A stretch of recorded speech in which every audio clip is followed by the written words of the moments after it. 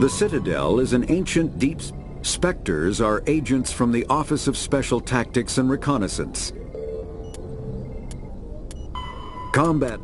Medigel is a common medicinal salve used by paramedics, EMTs, and military personnel.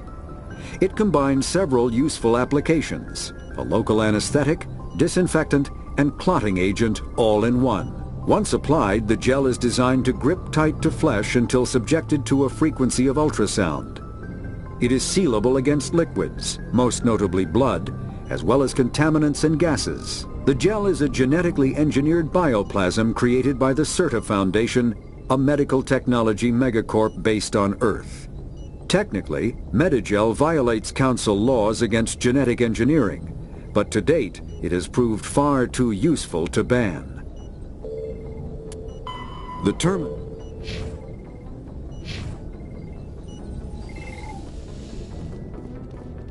Hey, Commander. I'm glad you're okay, Commander. The crew could use some good news after what happened to Jenkins.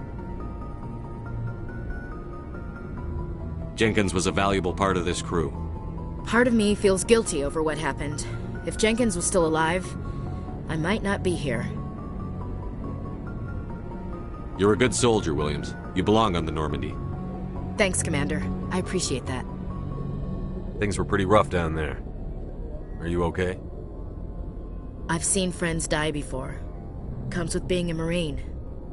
But to see my whole unit wiped out, and you never get used to seeing dead civilians.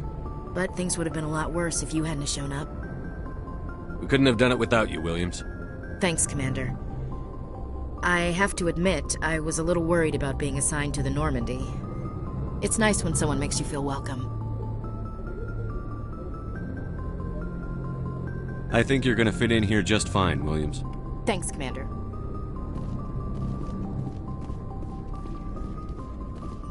Yes, Commander? Is there something you need? What do you know about Captain Anderson? I've served with him for a few tours now. He knows when to let things slide and when to crack the whip. The crew knows he's seen pretty much anything they'll ever run into. And he cares about the people under his command. How well do you know the lieutenant? I'd never worked with him before this mission. But he has an impressive service record, over a dozen special commendations. Tends to keep to himself, though. Maybe because of the headaches. It's not easy being an L2. What does that have to do with it? Well, most biotics now use the L3 implants. Lieutenant Alenko was wired with the old L2 configuration. Sometimes there are complications. What kind of complications? Severe mental disabilities, insanity, crippling physical pain. There's a long list of horrific side effects. Caden's lucky. He just gets migraines. How did you end up serving on an Alliance ship? I enlisted right out of med school. Earth always seemed boring to me. Too safe, too secure. I figured the colonies were teeming with exotic adventure. I wanted to travel the stars, tending the wounds of tough soldiers with piercing eyes and sensitive souls. Turns out military life isn't quite as romantic as I'd imagined. But humanity needs the Alliance if we want to keep expanding through the Traverse, and the Alliance always needs good doctors. So I stayed on to do my part. Ever think you made the wrong choice? Sometimes I think about opening a private practice back on Earth. Or maybe taking a position at one of the new med centers out in the colonies. But there's something special about working on soldiers. If I left the Alliance now, I'd feel like I was abandoning them. I should go. Goodbye, Commander. Glad to see you're okay, Commander.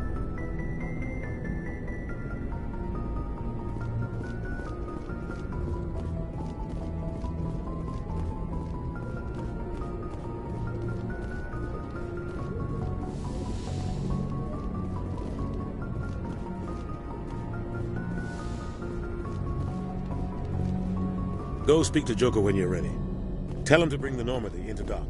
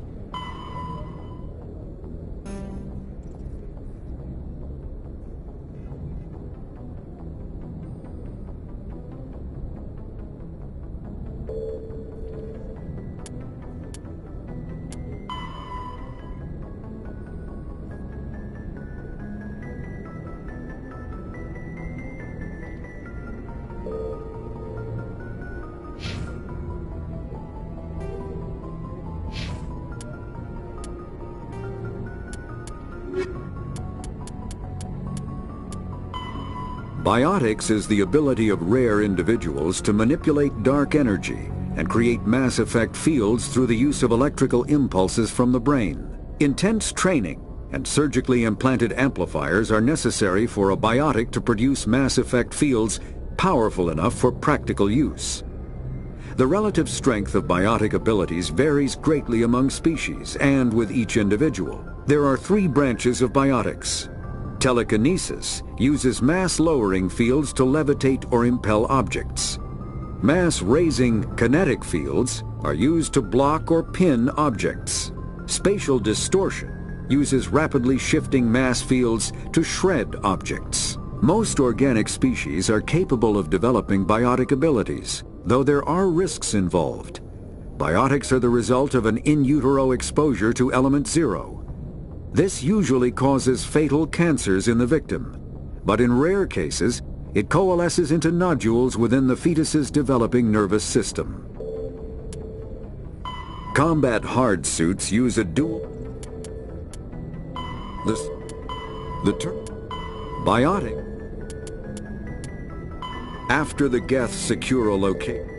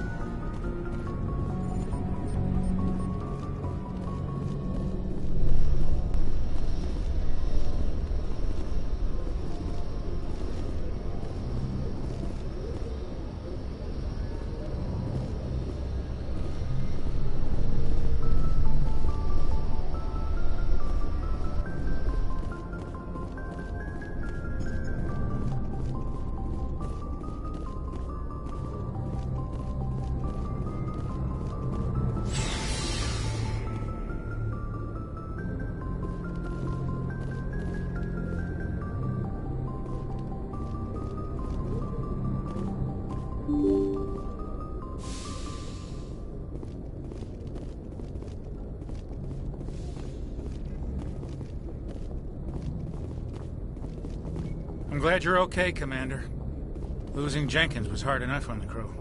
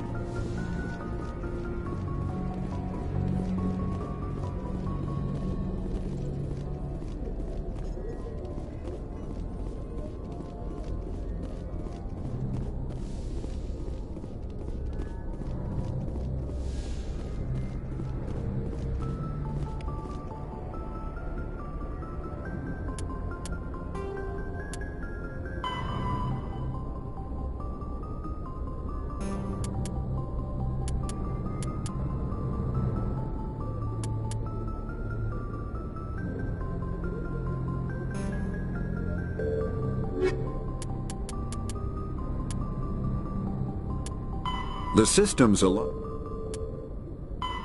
The city. Roughly.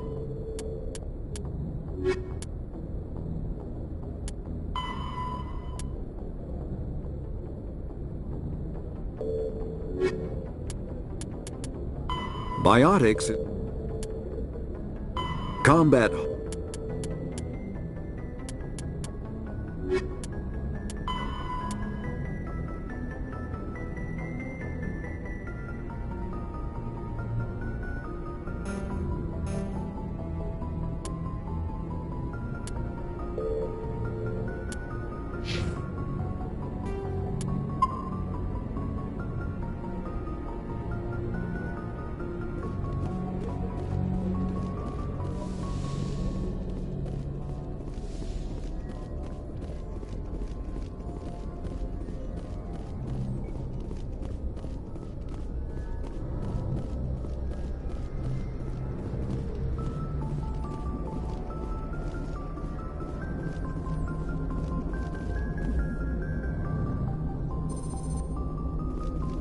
Good timing, Commander. I was just about to bring us into the Citadel. See that taxpayer money at work.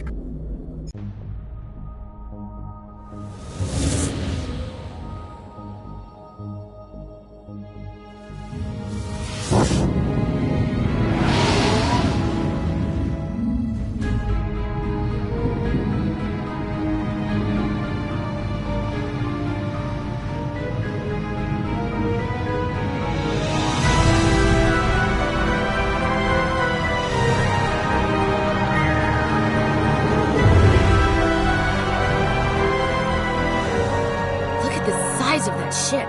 The Ascension, flagship of the Citadel fleet. Well, size isn't everything. Why so touchy, Joker? I'm just saying you need firepower, too. Look at that monster. Its main gun could rip through the barriers on any ship in the Alliance fleet. Good thing it's on our side, then. Citadel Control, this is SSV Normandy, requesting permission to land. Stand by for clearance, Normandy. Clearance granted. You may begin your approach. Transferring you to an Alliance operator. Roger, Alliance Tower. Normandy out. Normandy, this is Alliance Tower. Please proceed to Dock 422.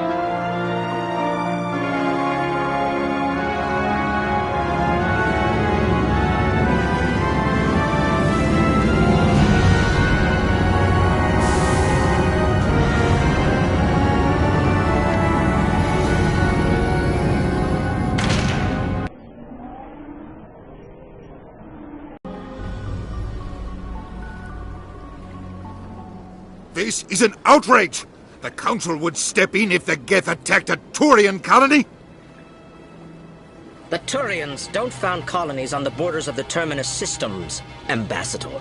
Humanity was well aware of the risks when you went into the Traverse. What about Saren? You can't just ignore a rogue Spectre. I demand action!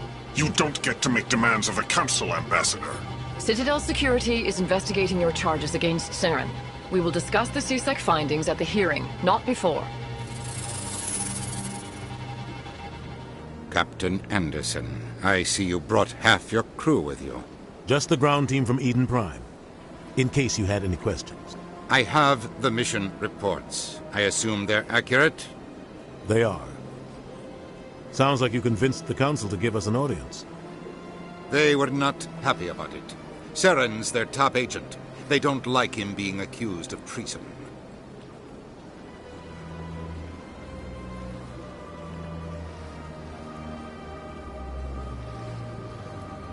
Saren's a threat to every human colony out there. If they don't stop him, I will. Settle down, Commander. You've already done more than enough to jeopardize your candidacy for the Spectres. The mission on Eden Prime was a chance to prove you could get the job done. Instead, Nihilus ended up dead and the beacon was destroyed. That's Saren's fault, not his.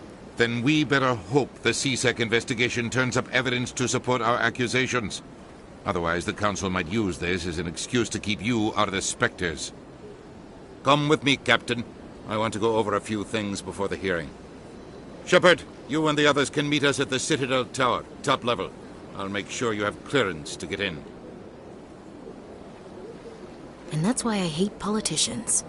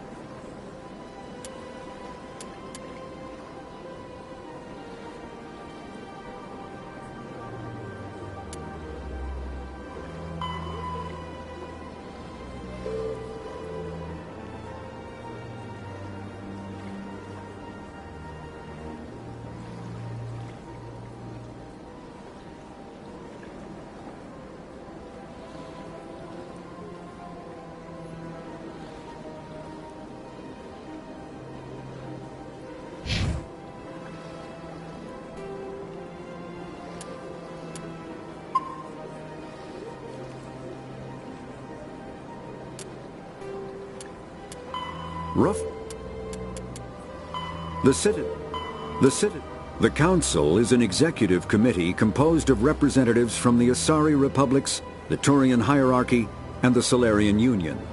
Though they have no official power over the independent governments of other species, the Council's decisions carry great weight throughout the galaxy. No single Council race is strong enough to defy the other two, and all have a vested interest in compromise and cooperation. Each of the Council species has general characteristics associated with the various aspects of governing the galaxy. The Asari are typically seen as diplomats and mediators. The Salarians gather intelligence and information.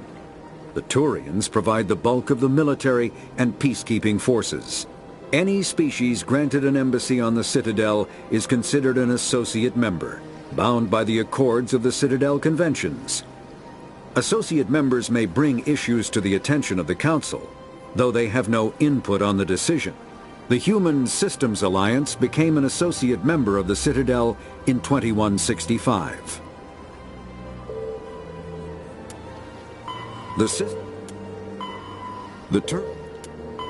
Biotic combat.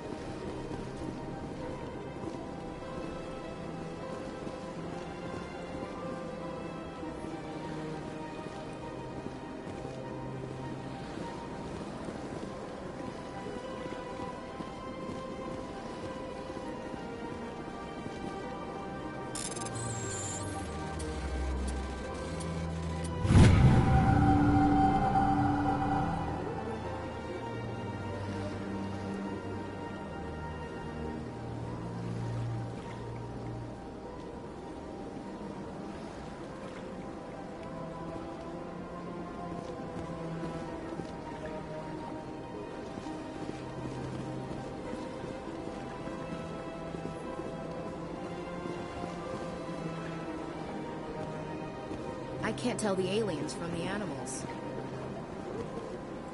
Big place.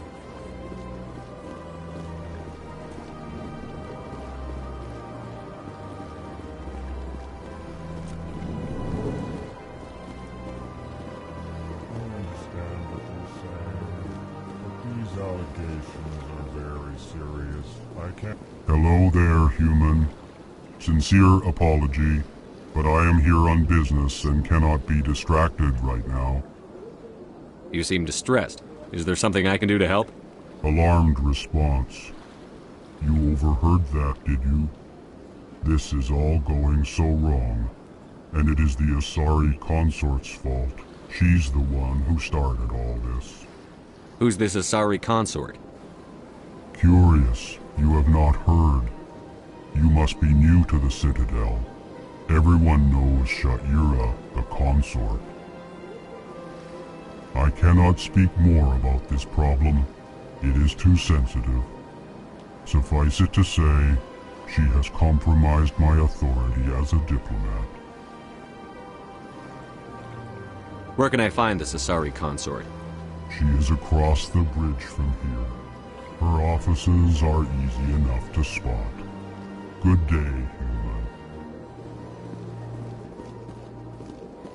Pleased greeting. Human, it is always good to see your kind. I am Ambassador Kalen. Genuine query. Is there something I can do for you this day?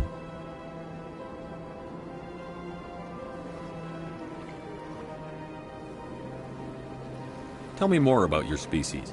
Genuine enthusiasm. I delight in telling the history of my people. It is agreeable to share our culture with others. I'd like to know more about the culture of the Elcor. Frankly, we Elcor prefer the safety and familiarity of our own colonies to the confines of space travel. Our society is built on small, tight-knit groups, though we are always welcoming to outsiders. Our government tends to be very stable. Our people are not very comfortable with sudden changes. Tell me about the history and origins of the Elcor. The Elcor were just beginning to explore Council space when the Asari first made contact with us. With their help, we discovered the relay closest to our system, and from there the Citadel.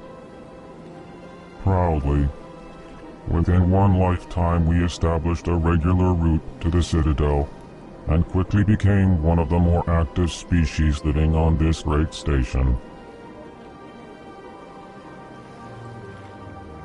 What do you do here? Modestly, I work to bring the problems and the requests of the Elcor groups to the attention of the Council. Ha! They only give us these positions to keep us quiet.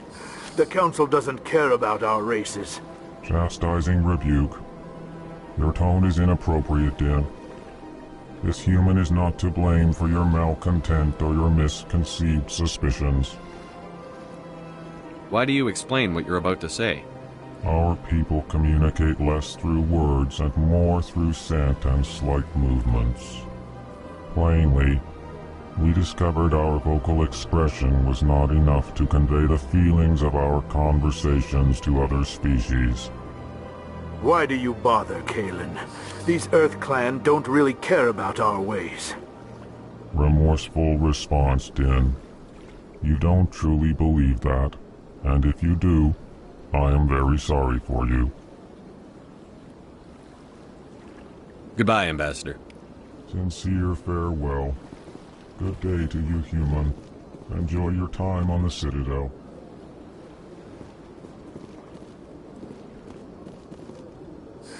Earth Clan, you are in the wrong place, I think. Your ambassador is next door in the large office. Chastising remark. Don't be so rude, Din. At least introduce yourself. I am Din Korlak, Volus Ambassador. Is there something I can do for you, Earth Clan? I'd like to know more about the Volus. I'm sure our history and culture would bore you. Earth Clan. Actually, I would like to know more about your history. My people came to the Citadel shortly after the Asari and Salarians had discovered it. We were instrumental in establishing a standardized galactic economy.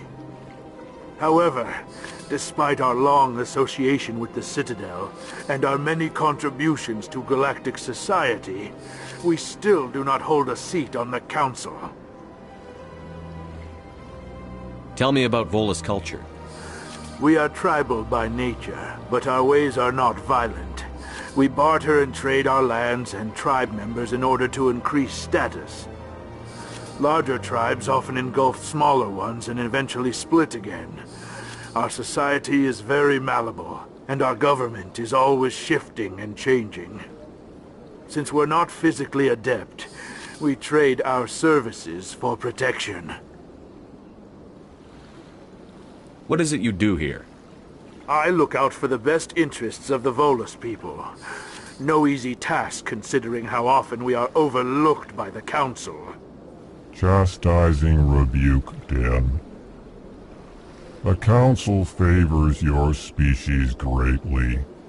You are naive.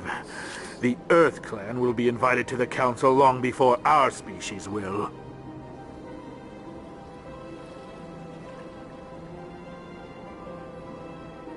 What is this place?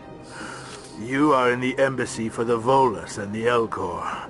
Your ambassador is next door, in his own office. In this shared space, I aid my fellow Volus, when I'm not being interrupted. You seem to have a bit of a chip on your shoulder, Din. You humans are new to the Citadel, and yet the Council has granted you great favor. Chastising rebuke, Din. Your species has always been granted many concessions. Volus territory has expanded tenfold since coming to the Citadel. Details. We still have no real say in the decisions that affect Citadel space. Goodbye, Ambassador. Yes, yes. Good day, Earth Clan.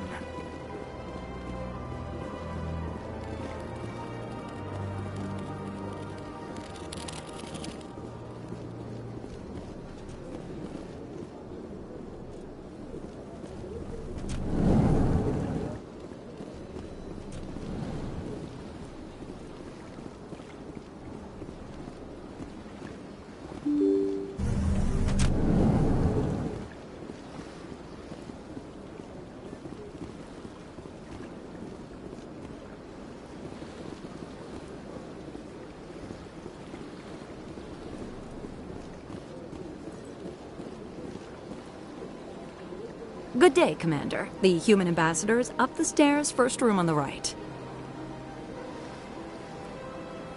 You know who I am? Yes, I receive reports on all newly arrived dignitaries and notable people.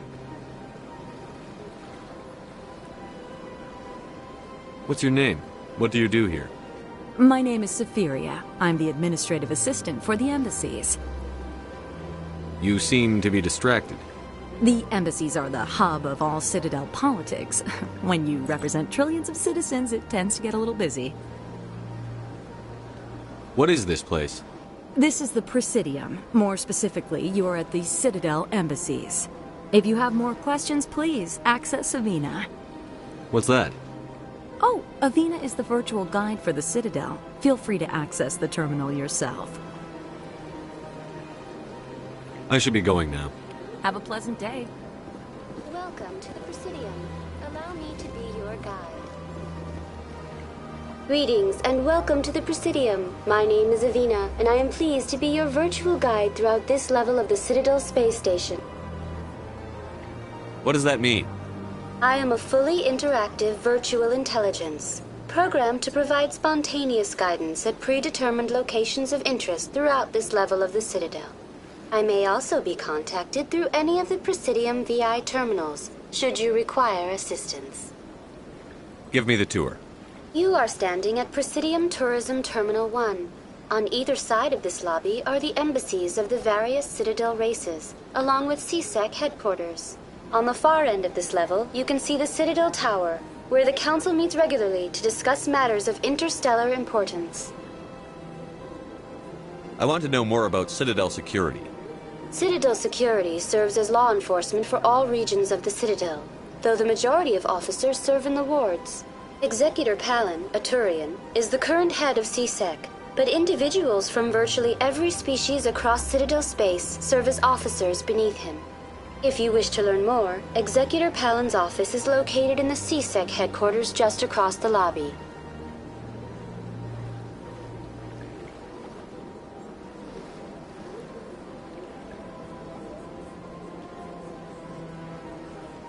Do you know anything about Spectres?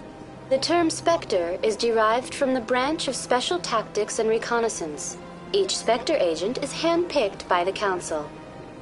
Their primary role is preserving galactic stability and resolving volatile situations that cannot be handled through normal political channels.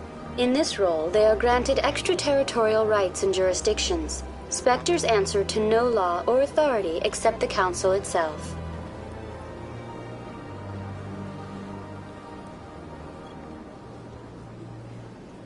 Tell me about the embassies. Each species in Citadel space important enough to be consulted on matters of galactic politics maintains an embassy on the Presidium.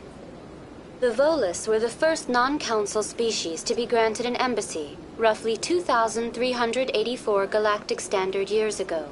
As Citadel space has expanded, more embassies have been added. The most recently added embassy belongs to your own species, humanity. It was added 19 galactic standard years ago, despite some rather vocal opposition.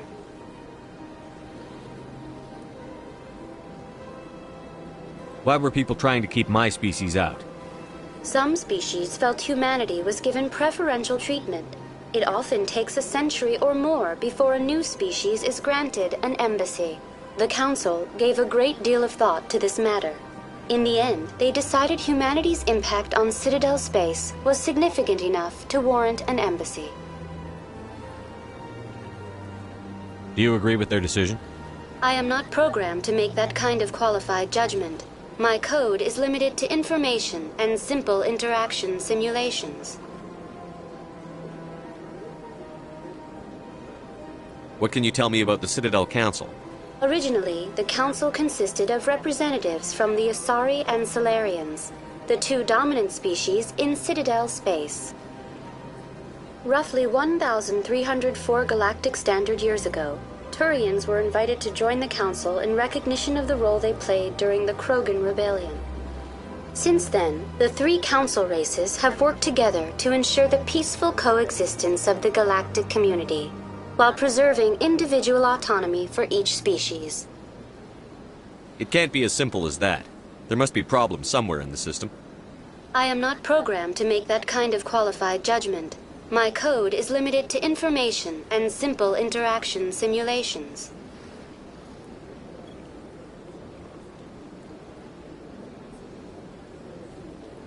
Goodbye.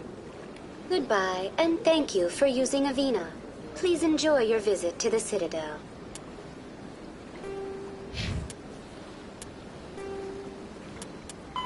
The Elcor are a Citadel species native to the high-gravity world Dakuna.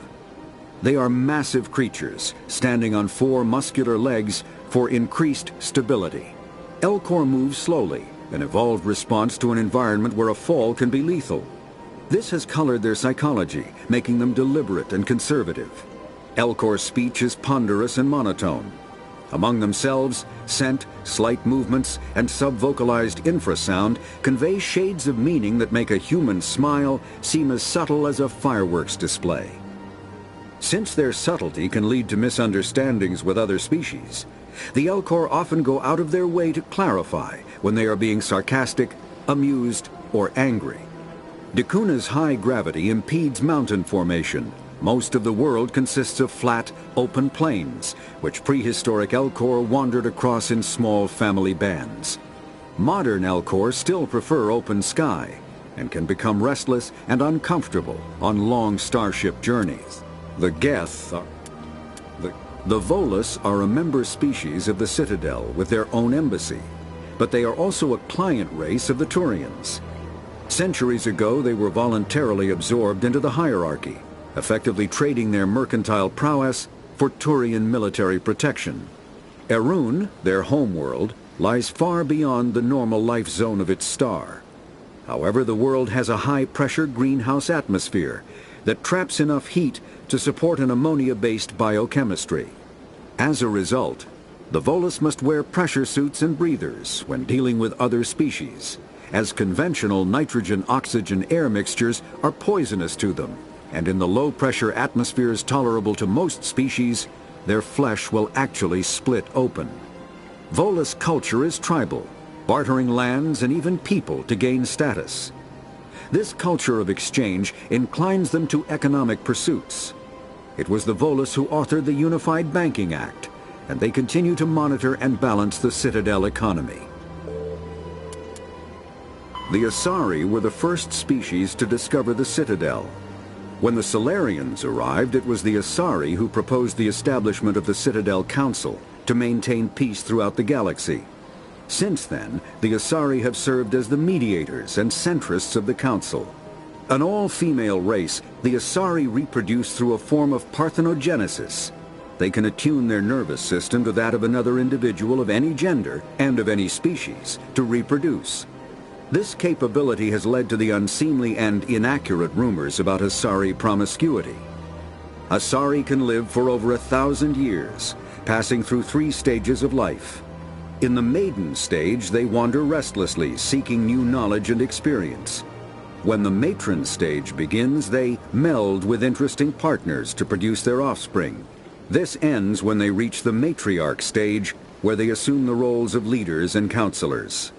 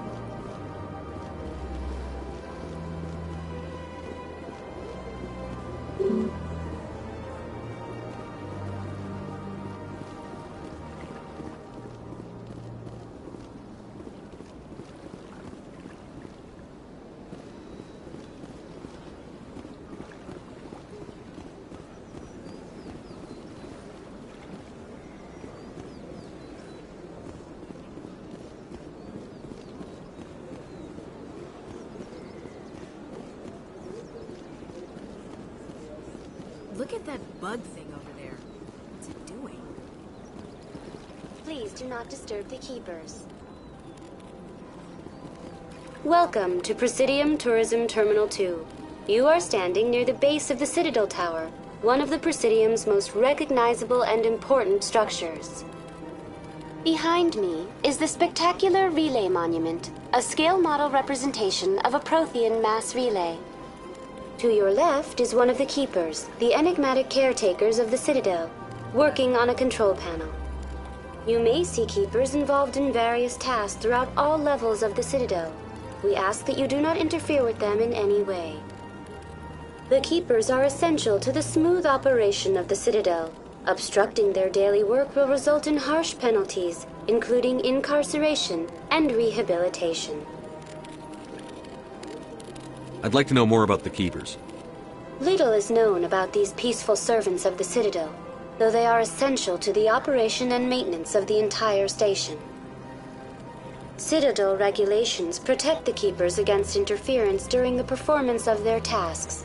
Failure to comply will result in harsh penalties.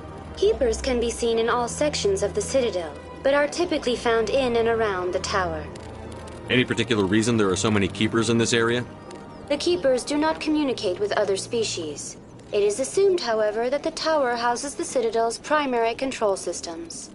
Many of the station's systems, such as navigation and life support, function automatically. It is believed the Keepers operate those systems from inside the tower's inaccessible core. The Keepers also make frequent appearances in the council chamber itself, though they appear to be just passing through on their way to some other destination. Tell me about the Relay Monument. Discovered by the Asari who first arrived at the Citadel, the Relay Monument is one of the station's most interesting and controversial features. What is the meaning behind this striking piece of art? Is it a tribute to Prothean vanity? A reminder of their conquest of the galaxy through mass relay technology? Or perhaps it is a symbol of unity, a Prothean acknowledgement that the relays would eventually lead other species here to the Citadel. No one can say for sure, making the Relay Monument a favorite topic of discussion among academics and scholars. Tell me about the Citadel Tower. Housing both the council chambers and Citadel control, the tower is one of the most important buildings on the station. Access to these areas is restricted to those with the appropriate clearance. I'd like to hear more about the council chambers. The business of the Council, which often has far-reaching effects on the galactic community, is conducted in a room at the apex of the Citadel Tower. The Council chambers themselves are truly a magnificent sight to behold, though few get to experience the view in person. Typically, only the councilors, ambassadors, and high-ranking officials, along with various support staff, are allowed access. What if someone has business with the Council? The average citizen must go through the proper channels if they wish an audience with the Council. This is usually arranged through their respective ambassadors. Even then, few are given access to the actual Council chambers. In most cases, the ambassador acts on behalf of the citizen.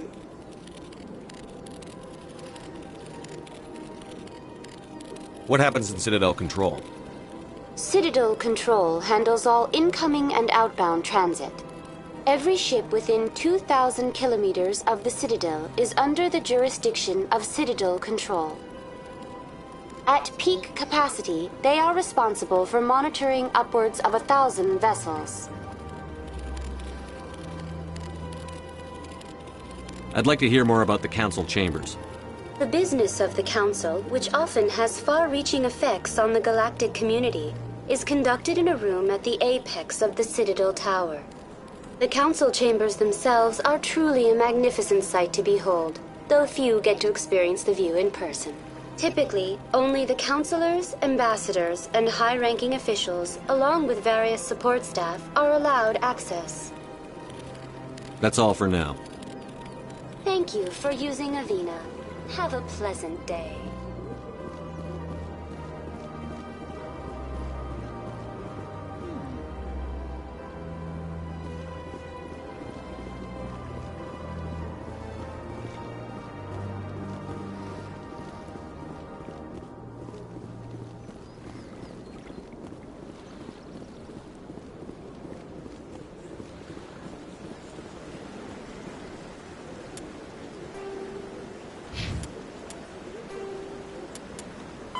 The Elcor, the Geth, when the Asari discovered the Citadel, they also discovered the Keepers, a docile, multi-limbed insect race that seemingly exists only to maintain and repair the great Prothean station. Early attempts to communicate with or study the Keepers were failures, and it is now illegal to interfere with or impede Keeper activity. Because they are completely non-threatening, Keepers have become virtually invisible to everyone else. Similarly, they seem indifferent to other species, except for their tendency to help new arrivals integrate themselves into the Citadel. No matter how many keepers die due to old age, violence, or accident, they maintain a constant number. No one has discovered the source of new keepers, but some hypothesize they are genetic constructs, biological androids created somewhere deep in the inaccessible core of the Citadel itself.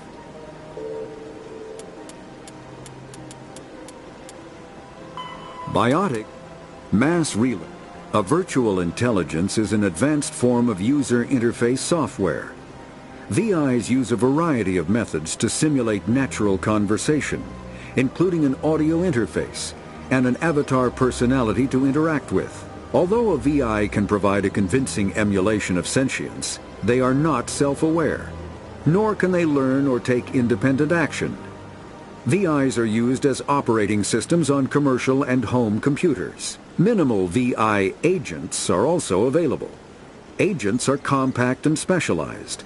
Some serve as personal secretaries, filtering calls and scheduling meetings based on user-defined priorities. Others are advanced search engines, propagating themselves across the extranet to collate user-requested data.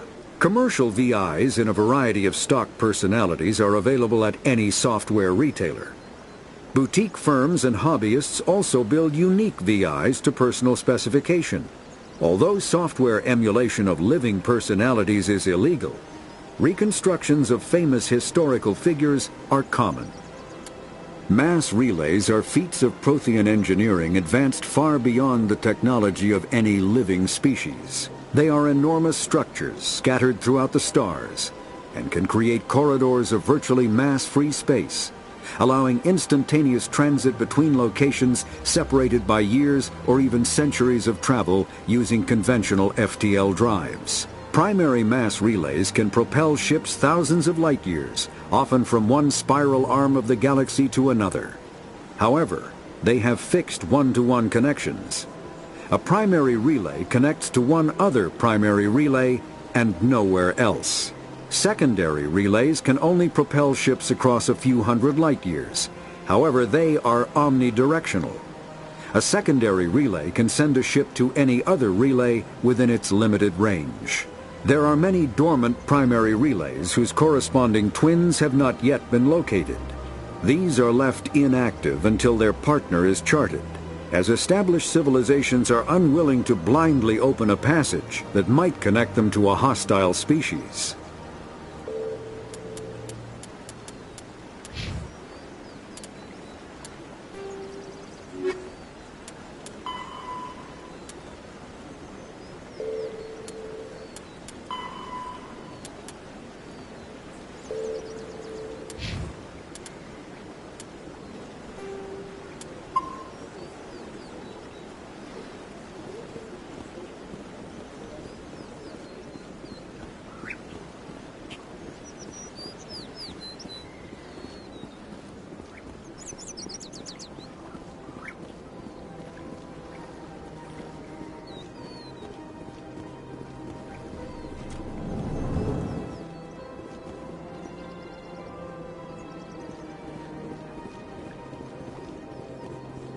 What's this? One of the Earth Clan.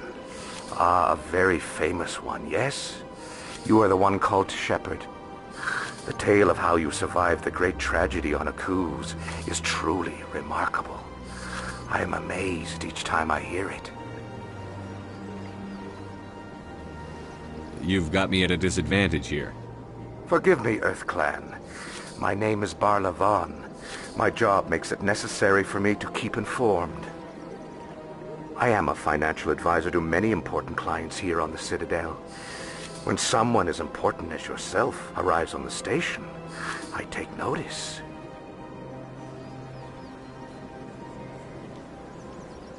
Tell me more about your job. Galactic finance is incredibly complex. A mix of laws and regulations from dozens of interstellar economies. I'm an expert in how all these economies interact.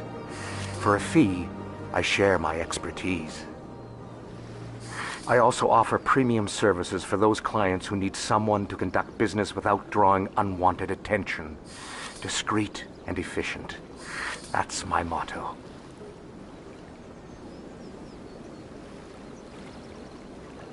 Sounds pretty shady. Everything I do falls completely within the bounds of interstellar commerce law. Even so, many of my clients would prefer their transactions remain undisclosed.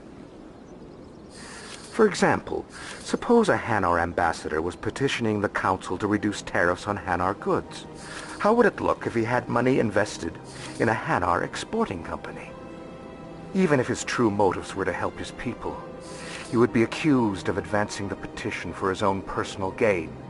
I can keep his personal finances private. What's it like living here on the Citadel? The station is without a doubt the greatest wonder in the galaxy. It is a technological marvel, but its true splendor goes much deeper than the hull and engines. From the Presidium to the wards, the entire station is a testament to the success of the Council. All the species of Citadel spaced together in a single strong community. What are the wards like? The cultural heart of the galaxy. They pulse with the lifeblood of millions of citizens from dozens of different species. You never know what you'll find out in the wards, Commander. It's always full of surprises. Fortunately, most of them are pleasant. What makes the Presidium so special? It is the political center of Citadel space. 80% of all intelligent species in the known galaxy acknowledge the Council's authority on interstellar matters. But only the most powerful and influential species have embassies here on the Presidium. This level of the station is reserved for the elite, Shepard. People like us.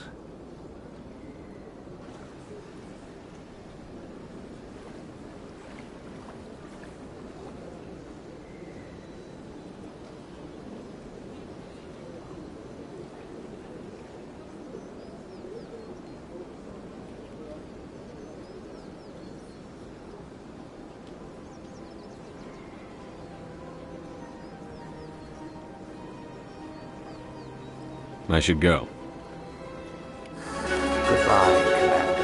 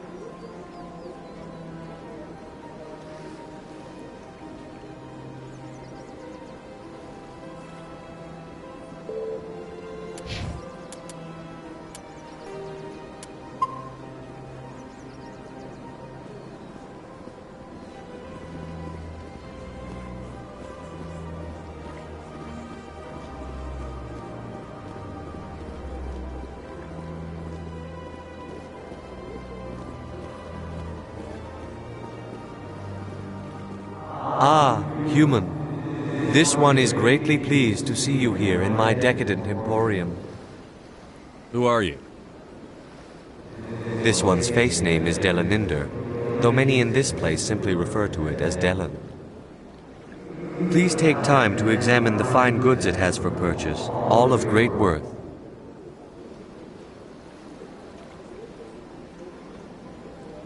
Why do you refer to yourself as this one and it? For the same reason that humans are so inquisitive. It is part of our culture. Specifically, Hanar only refer to themselves in the first person with family or intimates. And we rarely do so with other species. It is just our way. Who are you? This one's face name is Delaninder, though many in this place simply refer to it as Delan. Please take time to examine the fine goods it has for purchase, all of great worth. What exactly do you sell? Only the finest and most luxurious items that credits can buy. This one is able to procure almost any item the human would desire, for a price, naturally. I'd like to see these rare and wonderful items. Oh, this one is pleased to do so, human. You will not be disappointed.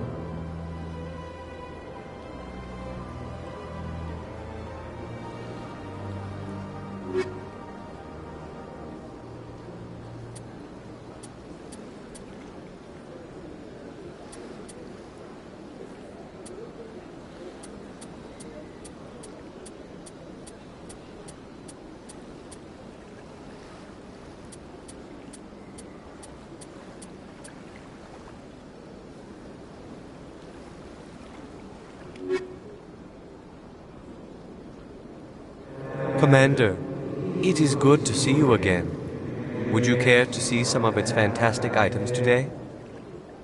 Show me your items. Oh, this one is pleased to do so, human. You will not be disappointed.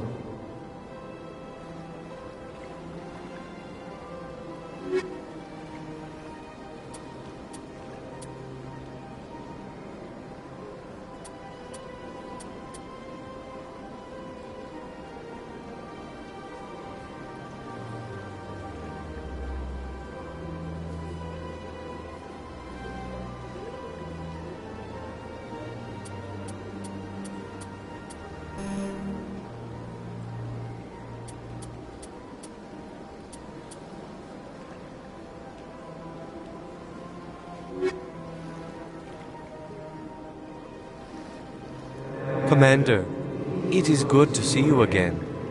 Would you care to see some of its fantastic items today? Show me your items. Oh, this one is pleased to do so, human. You will not be disappointed.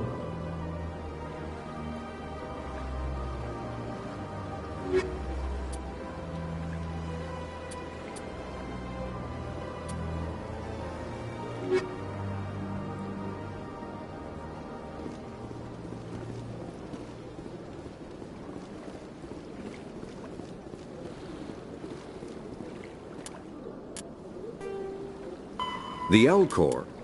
The Hanar are a Citadel species known for excessive politeness. They speak with scrupulous precision and take offense at improper language. Hanar that expect to deal with other species take special courses to help them unlearn their tendency to take offense at improper speech. All Hanar have two names. The face name is known to the world. The soul name is kept for use among close friends and relations. Hanar never refer to themselves in the first person in conversation with someone they know on a face name basis. To do so is considered egotistical, so instead they refer to themselves as this one, or the impersonal it. Their homeworld, Kajay, has 90% ocean cover and orbits an energetic white star, resulting in a permanent blanket of cloud. Due to the presence of Prothean ruins on the world, many Hanar worship them, and Hanar myths often speak of an elder race that civilized them by teaching them language.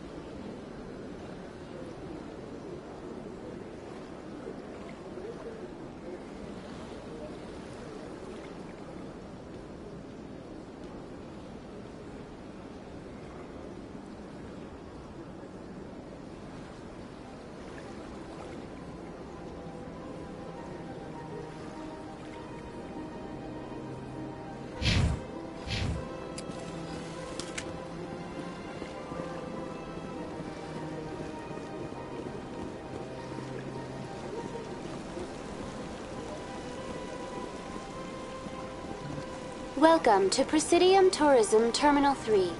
Here in the financial district, a number of businesses offer various goods and services to their exclusive clientele. The statue you see before you was commissioned to honor the Krogan soldiers who gave their lives to protect Citadel space during the Rachni Wars. In the aftermath of the Krogan rebellions, several embassies petitioned to have the statue removed. However, this motion was eventually quashed by the Council. Tell me more about the Krogan rebellions. In recognition of their efforts during the Rachni Wars, the Krogan were granted several new colony worlds by the Council. Over the next 400 years, the Krogan species began to expand. Blessed with an extremely high birth rate, their numbers began to swell. Faced with a critical overpopulation crisis, the Krogan started a violent colonization of nearby worlds inhabited by other Council species. The Krogan rebellions had begun. For a full century, the Council and its member species fought to bring the Krogan under control. With the aid of the newly discovered Turian Empire, they were ultimately successful. You needed the Krogan to stop the Rachni, then you needed the Turians to stop the Krogan. So who's gonna stop the Turians? I am sorry, but that question is beyond my programming parameters. The Turians are members of the Citadel Council. They are not a threat to galactic peace. What were the Rachni Wars? Nearly 2,200 years ago, explorers seeking to expand Citadel space opened up mass relays leading to systems controlled by the Rachni. A highly intelligent and aggressive insect race, the Rachni unleashed a war of conquest against the rest of the galaxy that lasted for nearly 3 centuries. The emergence of the Krogan finally turned the tide in favor of the Citadel species. Krogan forces provided the numbers necessary to halt the Rachni advance and drive them back. The Krogan then pursued their retreating fleets. Able to survive the harsh environments of the Rachni homeworlds, the Krogan hunted their enemy to extinction. Was it really necessary to wipe them out? I am sorry, but a value judgment of that nature goes beyond my programming. Why did the Council fight so hard to keep the statue? The Krogan were instrumental in saving the galaxy from the Rachni threat. The Council believed this historical fact should not be forgotten. The Council also hoped that preserving the memorial would improve diplomatic relations with the Krogan and bring about a peaceful resolution to the rebellions. Unfortunately, the Krogan refused to negotiate and only surrendered after their population and homeworlds had been ravaged by the Turians.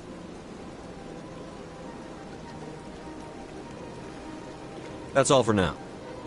Thank you for using Avina. Have a pleasant day.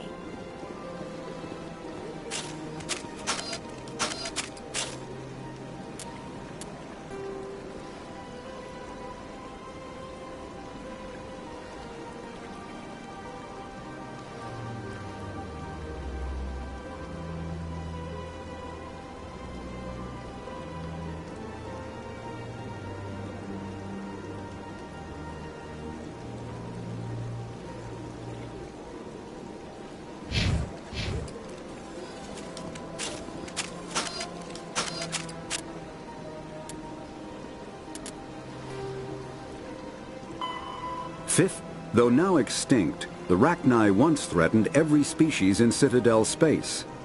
Over 2,000 years ago, explorers foolishly opened a mass relay to a previously unknown system and encountered something never seen before or since, a species of spacefaring insects guided by a hive mind intelligence. Unfortunately, the Rachni were not peaceful, and the galaxy was plunged into a series of conflicts known as the Rachni Wars.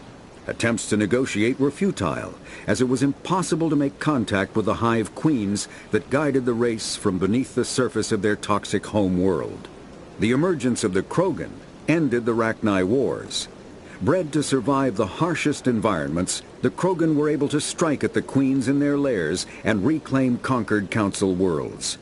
But when Krogan fleets pressed them back to their homeworld, the Rachni refused to surrender, and the Krogan eradicated them from the galaxy.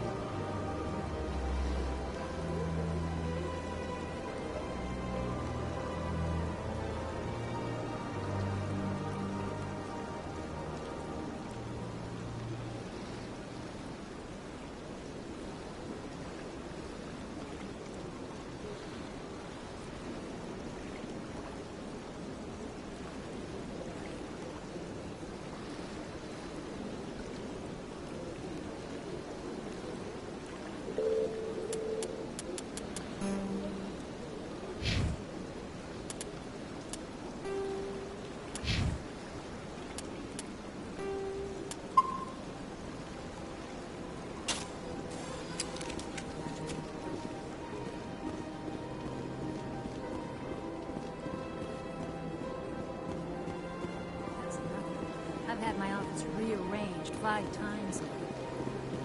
All the time. Why? What? How should I know? It's not like he was on an explanation.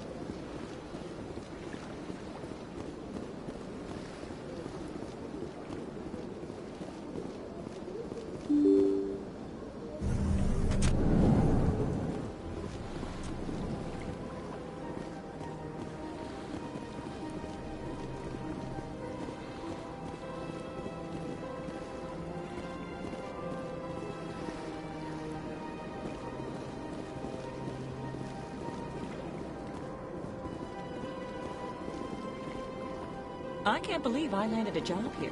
This place is fantastic.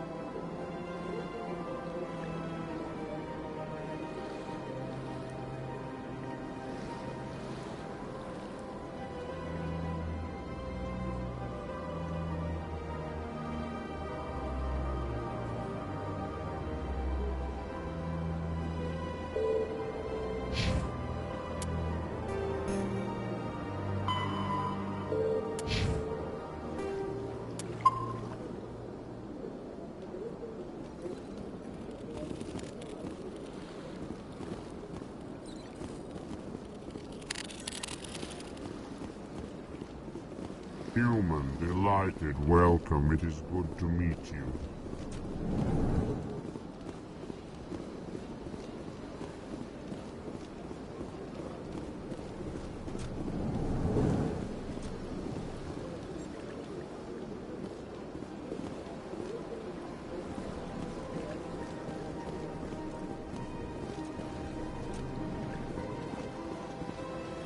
Commander Shepard, I didn't expect to see you here. Did Ambassador Udina send you?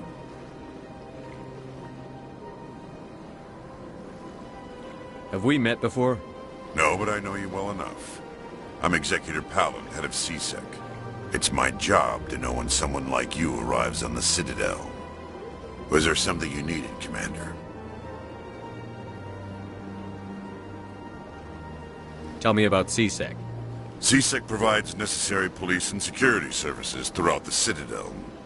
We're a civilian government agency, though many of our members have had military training. Of course, as the C-Sec representative to the Council, I spend most of my time liaising between the two.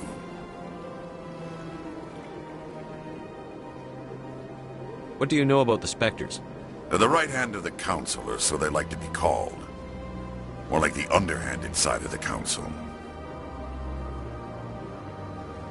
What do you have against the Spectres? I can't abide any organization that considers itself above the law. Especially when it's left up to each individual Spectre to decide when and how to bend the rules. Tell me about your investigation into Saren. Sorry, Commander. I don't make a habit of giving out details about ongoing investigations. I'll be going now. Goodbye, Commander. Sure is peaceful here. This place is a little too perfect. They're hiding something.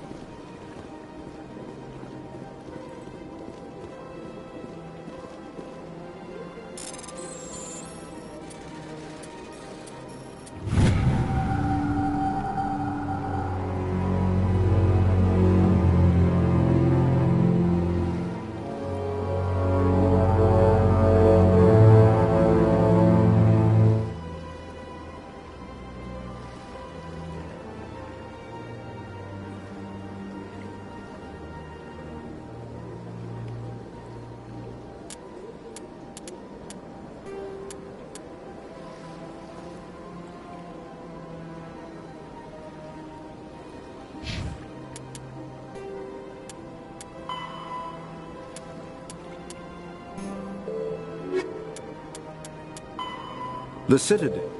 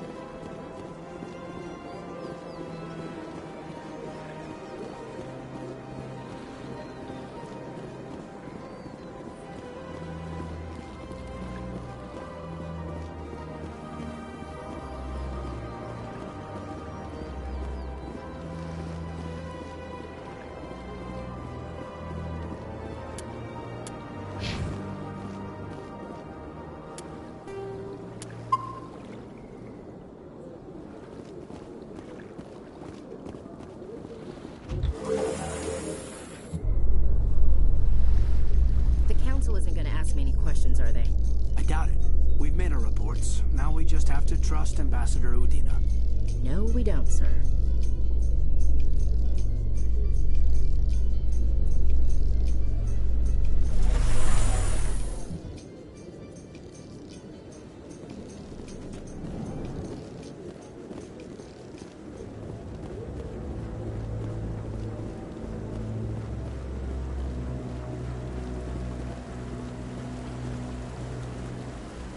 Saren's hiding something.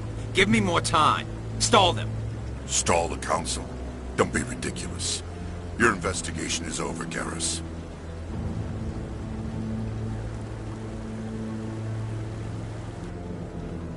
Commander Shepard, Garrus Vakarian. I was the officer in charge of the C-Sec investigation into Saren.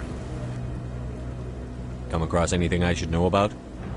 Saren's a Spectre. Most of his activities are classified. I couldn't find anything solid. But I know he's up to something. Like you humans say, I feel it in my gut. I think the Council's ready for us, Commander. Good luck, Shepard. Maybe they'll listen to you.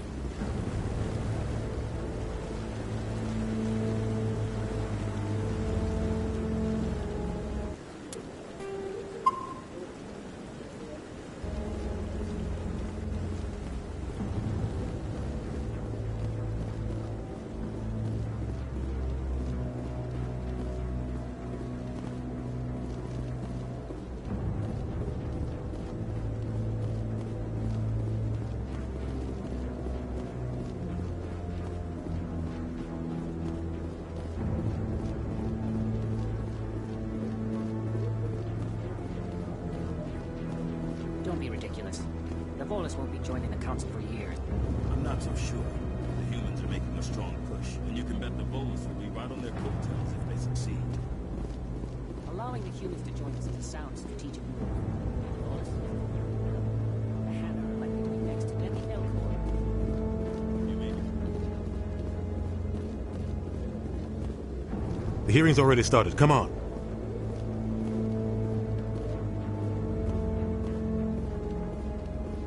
The Geth attack is a matter of some concern, but there is nothing to indicate Saren was involved in any way. The investigation by Citadel Security turned up no evidence to support your charge of treason. An eyewitness saw him kill Nihilus in cold blood. We've read the Eden Prime reports, Ambassador. The testimony of one traumatized dock worker is hardly compelling proof. I resent these accusations. Nihilus was a fellow Spectre and a friend. That just let you catch him off guard. Captain Anderson, you always seem to be involved when humanity makes false charges against me. And this must be your protege, Commander Shepard, the one who let the beacon get destroyed.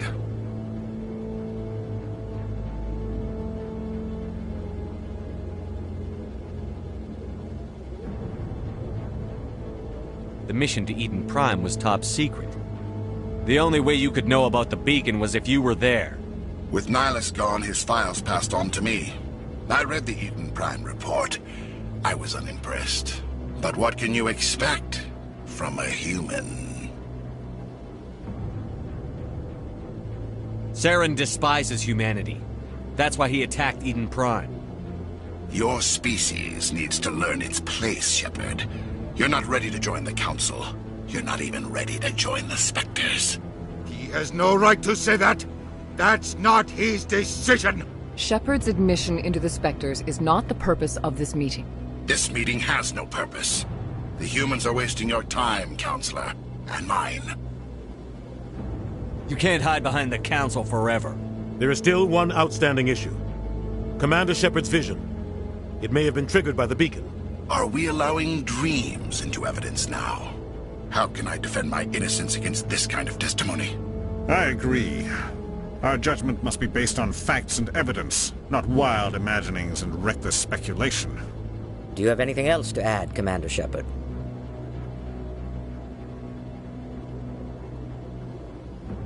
You've made your decision. I won't waste my breath.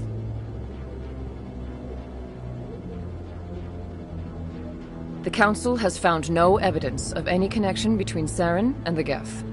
Ambassador, your petition to have him disbarred from the Spectres is denied. I'm glad to see justice was served. This meeting is adjourned.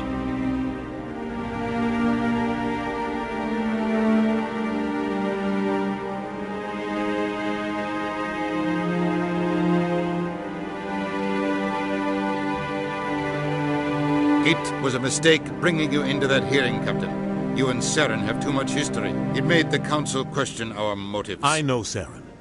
He's working with the Geth for one reason. To exterminate the entire human race. Every colony we have is at risk. Every world we control is in danger. Even Earth isn't safe. Tell me about this history between you and Saren. I worked with him on a mission a long time ago. Things went bad. Real bad. We shouldn't talk about this here. But I know what he's like. And he has to be stopped. What's our next step? As a Spectre, he's virtually untouchable. We need to find some way to expose him. What about Garrus, that C-Sec investigator? We saw him arguing with the Executor. That's right. He was asking for more time to finish his report.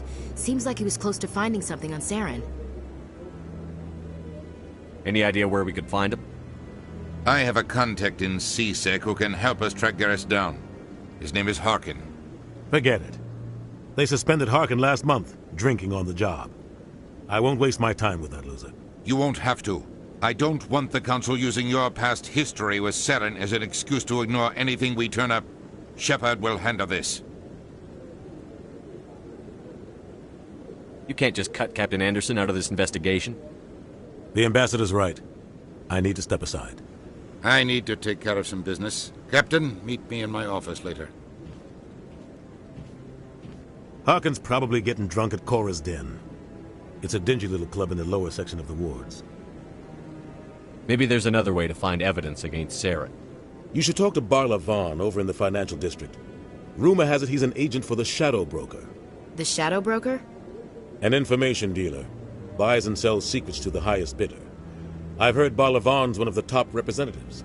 He might know something about Saren, but his information won't come cheap. You and Saren have a history. What happened? About 20 years ago, I was part of a mission in the Skillian Verge. I was working with Saren to find and remove a known terrorist threat. Saren eliminated his target, but a lot of people died along the way, innocent people.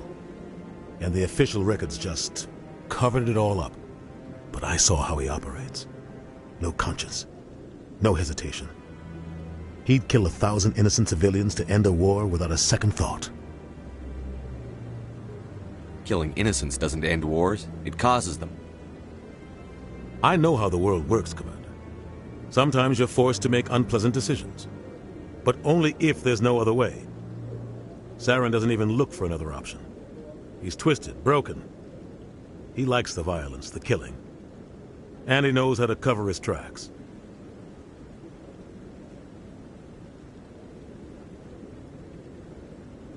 Tell me about Barla Vaughn. He specializes in moving large sums of money without leaving a paper trail. A financial genius, doesn't do anything illegal, but he knows all the loopholes. He's got an impressive client list. Ambassadors, diplomats, Spectres. That's probably why the Shadow Broker uses him.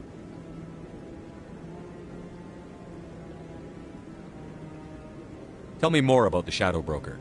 He's a necessary evil of galactic politics. Buying and selling information is a part of the game. And the Shadow Broker just happens to be the best player on the field. Always sells to the highest bidder. Doesn't get involved in politics. Doesn't pick sides. A simple system, but it works. He's not a threat to anyone, not directly. He's just a resource we can use, or she is. Or maybe they are. Nobody really knows.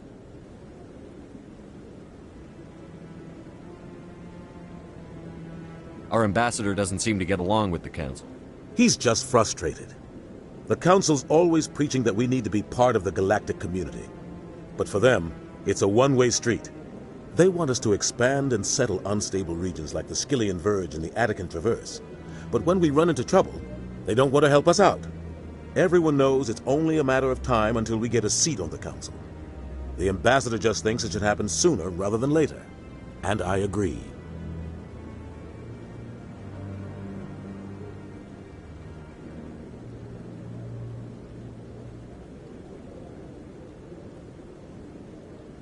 I want to know more about the Spectres. They're not your typical government agency. They tend to work alone, behind the scenes. They take care of problems the Council can't. It's not easy preserving peace across an entire galaxy. The Council prefers to use diplomacy and negotiation, but sometimes more extreme measures are needed.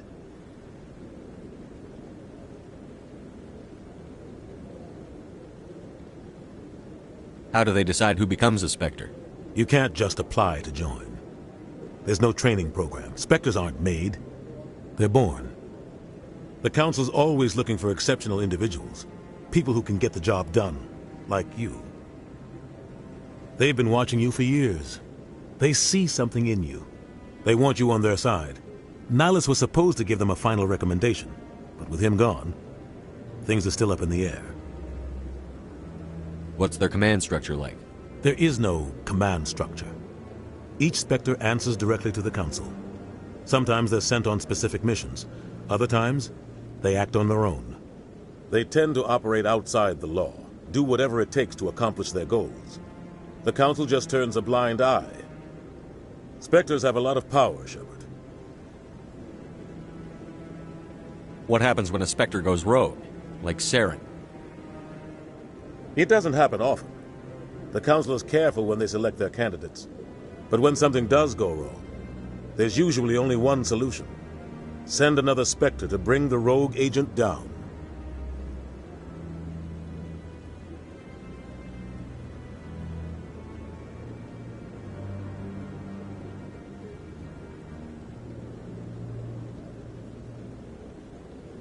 I should go.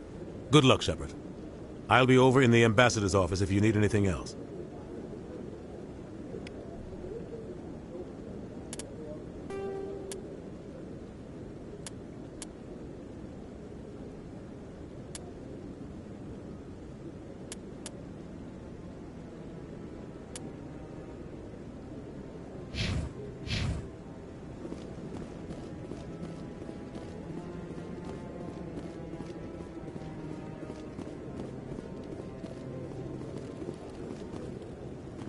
This is it. The very heart of the Citadel. The pinnacle of galactic power. Kinda makes your head spin if you think about it too much. So, this is where the Council passes judgment on all sort of folk, huh? Ever get the feeling we're in over our heads, Commander?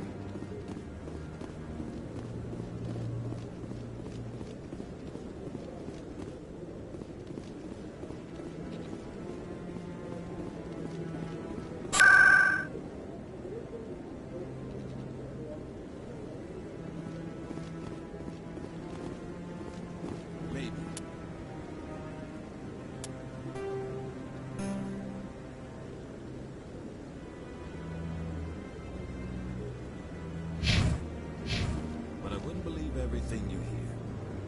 That's just it. I'm hearing it everywhere. It's not just isolated rumors. Saren could be involved in something like that without the Council knowing? Maybe the Council does know. Everyone already assumes he's just doing their dirty work. That's dangerous talk. I'd be careful who you mention it to.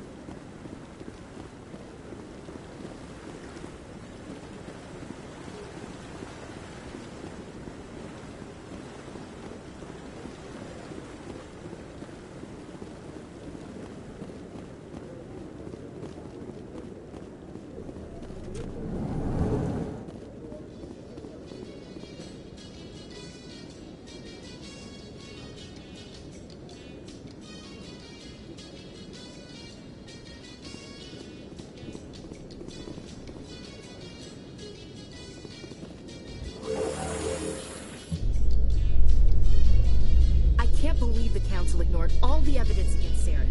Saren's one of their best operatives. It's only natural they'd take his word over ours. Oh, so now we just chase leads while this smug Turian runs around with his Geth troopers. That's politics, Chief. I hate politics.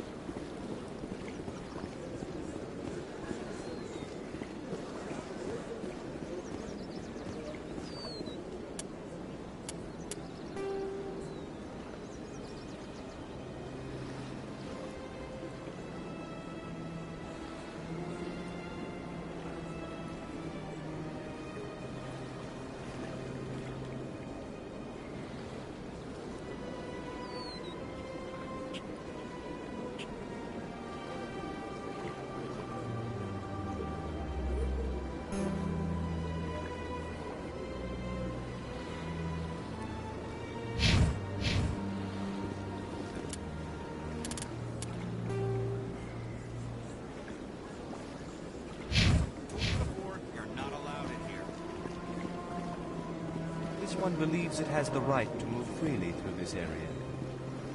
You're creating a public disturbance. It's against Citadel regulations. That Hanar refuses to listen to reason. Why can't it act in an orderly and lawful manner? Are there laws being broken here? I am not unreasonable. The Hanar is free to spew its nonsense once it purchases an evangelical permit.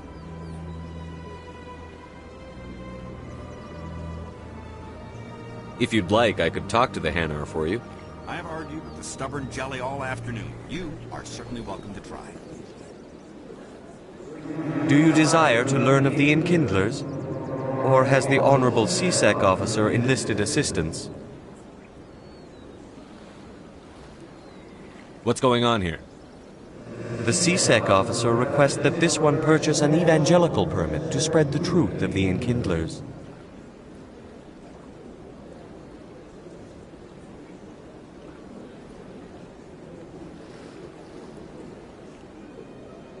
Who are the Enkindlers? Your people know them as the Protheans. They are the true creators of this one's people. The Enkindlers raised the Hanar from ignorance into consciousness by granting this one's people the gift of speech. So you're breaking the law by preaching without a permit right now? The CSEC officer states that preaching in this place is forbidden, and preaching anywhere on the Citadel requires a permit. This one humbly submits that it is not preaching to state the truth of the Enkindlers, and thus no permit should be necessary.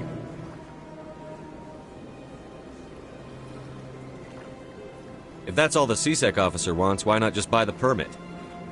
The truth of the Enkindlers is universal. This one humbly believes that the truth should not be suppressed. Exacting payment as a means of imposing limits upon the truth is an abrogation of this one's religious freedom. Let me talk to the CSEC officer. Perhaps I can explain the situation. This one would be most grateful for the assistance. Any progress with that Hanar?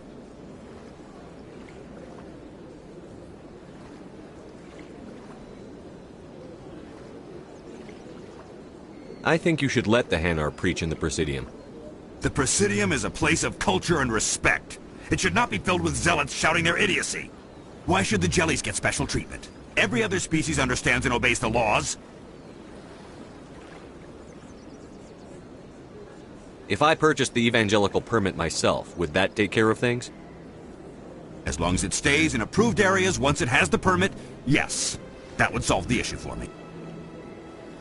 I'll be back. I don't care what you have to do. Just get rid of that Hanar.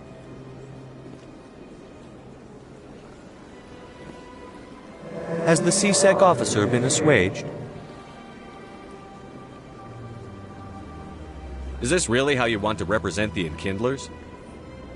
The truth of the Enkindlers must be made known. They gave the Hanar language, and gave the universe the mass relays. This one only wishes to spread the truth to any who will listen. There is no intent to cause trouble. What if I purchase the evangelical permit for you? Finances are only a partial limitation. This one does not believe that one should pay in order to speak the truth.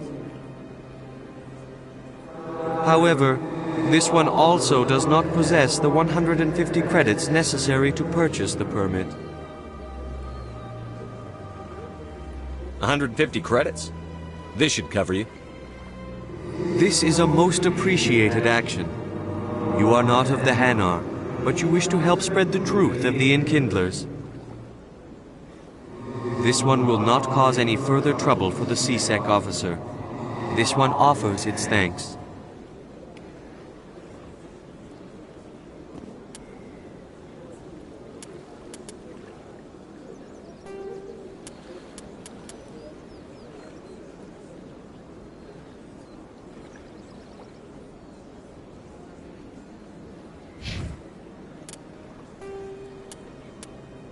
The Asari, the second species to join the Citadel, the Salarians are warm-blooded amphibians with a hyperactive metabolism. Salarians think fast, talk fast, and move fast. To Salarians, other species seem sluggish and dull-witted. Unfortunately, their metabolic speed leaves them with a relatively short lifespan. Salarians over the age of 40 are a rarity. The Salarians were responsible for advancing the development of the primitive Krogan species to use as soldiers during the Rachni Wars. They were also behind the creation of the genophage bioweapon the Turians used to quell the Krogan rebellions several centuries later. Salarians are known for their observational capability and non-linear thinking. This manifests as an aptitude for research and espionage. They are constantly experimenting and inventing, and it is generally accepted that they always know more than they are letting on.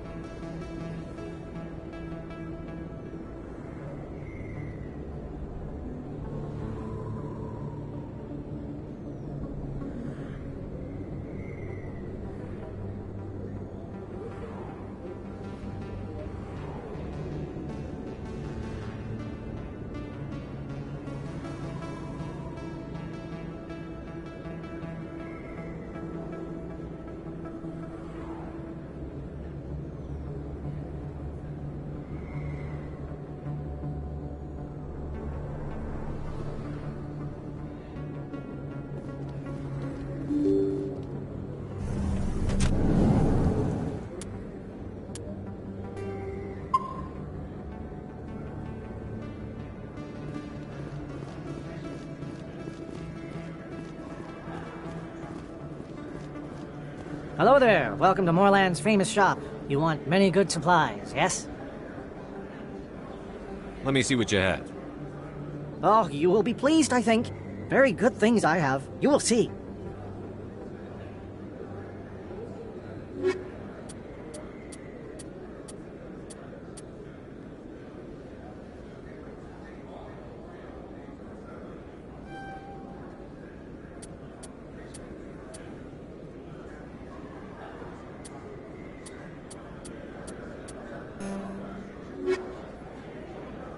Hello there. Welcome to Moorland's famous shop. You want many good supplies, yes? Let me see what you have. Oh, you will be pleased, I think.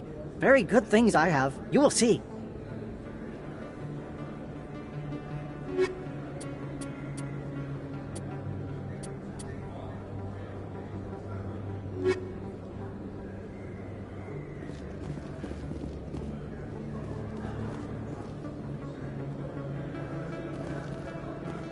Too many lights, too much noise.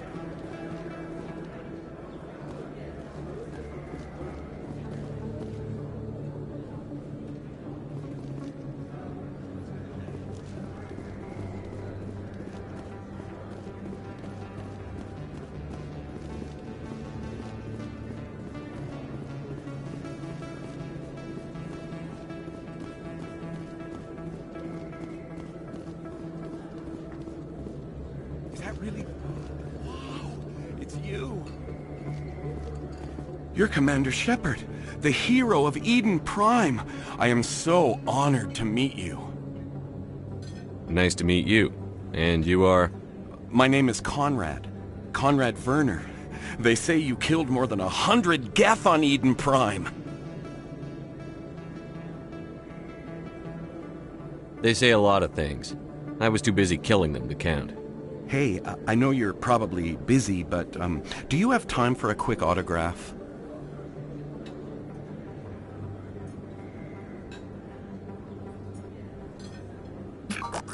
Anything for a fan. Here. Thanks. I really appreciate it. My wife is going to be so impressed. I'll let you get back to work. But next time you're on Earth, I'd love to buy you a drink. Thanks again!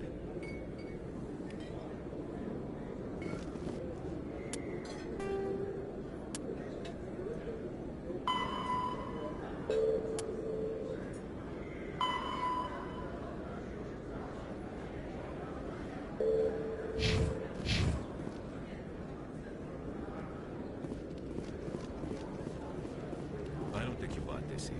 I don't sell this model. Look, I know it was you. I remember your face.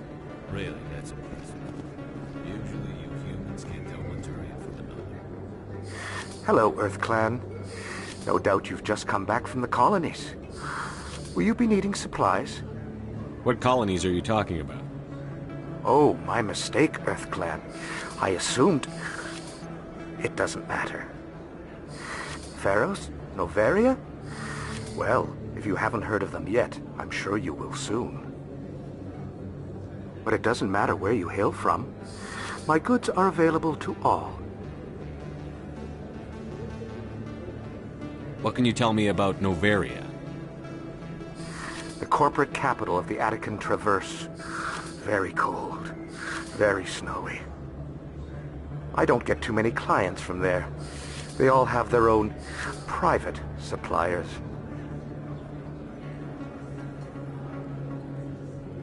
I'd like to know more about Pharos. It's an old Prothean world. Their buildings still litter the surface. The humans aren't the first to colonize it, but they are the most recent. I just realized I haven't heard from my contact on that planet for some time. Ah, well, I'm sure he's fine. Show me what you've got. Most excellent. I am sure you will find something pleasing.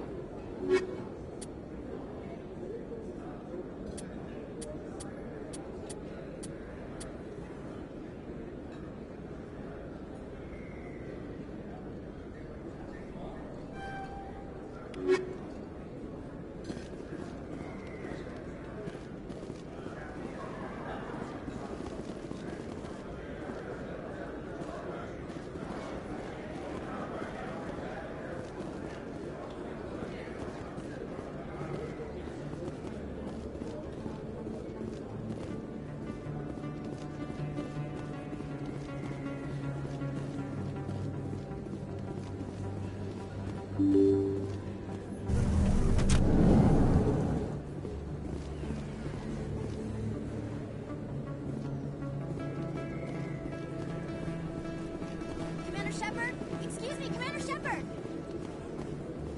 I'm Emily Wong. I'm an investigative journalist working here on the Citadel. Could I have a moment of your time? What do you need? I've been hunting for evidence of corruption and organized crime on the Citadel, but there are places I can't go. I was hoping you might share anything you find during your own investigation. I can make it worth your time. No promises. But if I find anything relating to your case, I'll inform you. Thank you, Commander. You won't regret it.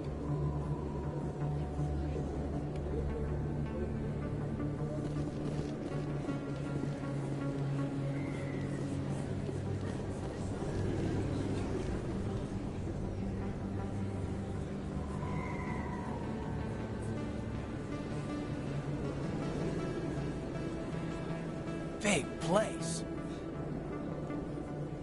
That your professional opinion, sir?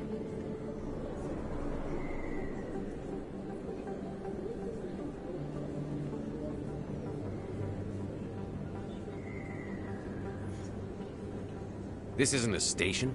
It's a city. There must be millions here. It can't be possible to track everyone coming and going. This makes Jump Zero look like a porta-john, and it's the largest deep space station the Alliance has. Jump Zero is big, but this is a whole nother scale. Look at the ward arms. How do they keep all that mass from flying apart?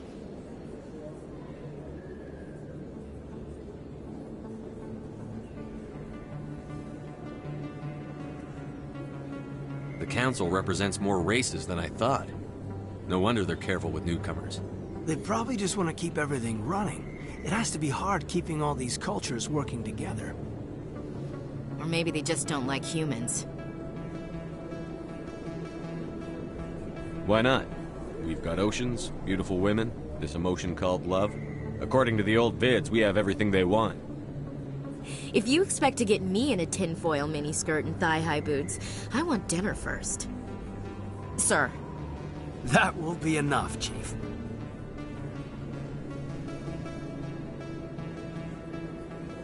At ease, Lieutenant. Can't see her in a skirt anyway. Damn straight you can't. Ready to move out, sir.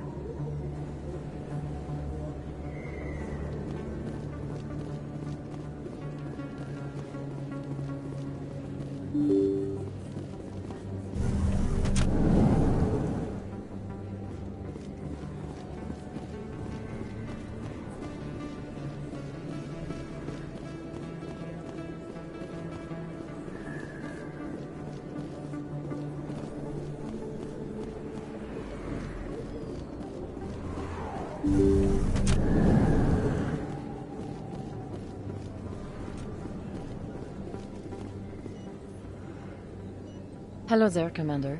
I'm Dr. Claude Michel. Is there something I can do for you? You're a doctor. How did you end up here on the Citadel? My parents brought me here when I was young. My father was a medic with the Alliance. I chose to keep the medical tradition alive, but not the military. Fixing up wounded soldiers isn't my idea of fun. You're a doctor. How did you end up here on the Citadel? My parents brought me here when I was young. My father was a medic with the Alliance. I chose to keep the medical tradition alive, but not the military. Fixing up wounded soldiers isn't my idea of fun. Let me take a look at what you have for sale. Of course.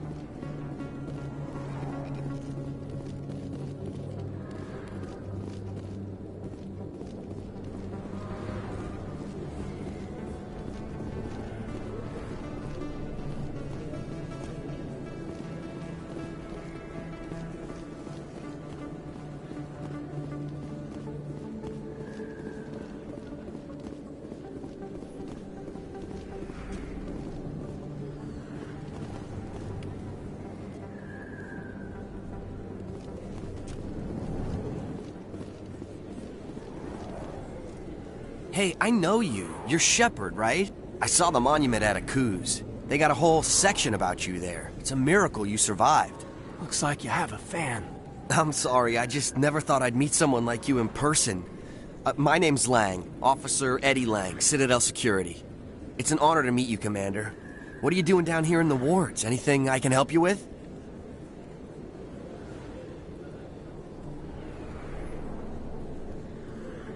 Why'd you join Citadel Security? I don't know. Seemed like the right thing to do, you know? Maybe it's in my blood.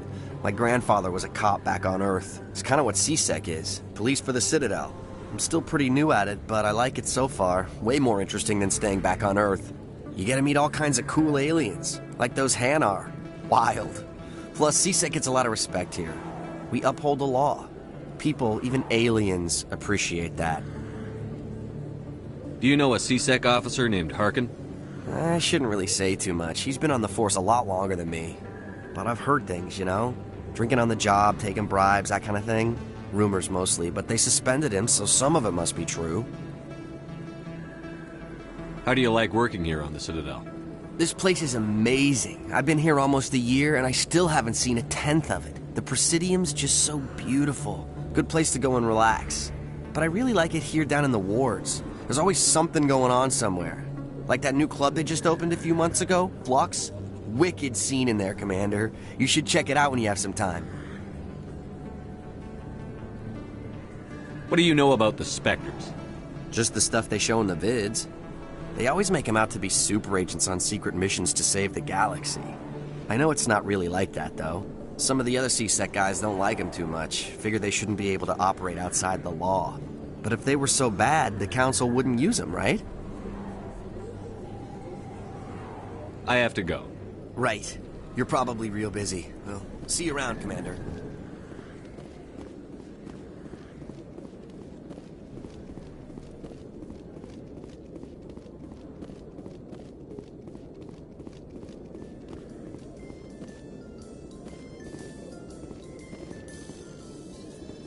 In light of the recent attack on Eden Prime, many colonial investors are pulling their support for future projects. Proponents of expanded human colonization insist that Eden Prime was an isolated case. Nevertheless, colonist enrollment has dropped sharply. Many colonial proposals are on hold until backers have some reassurance that human colonies will be adequately protected.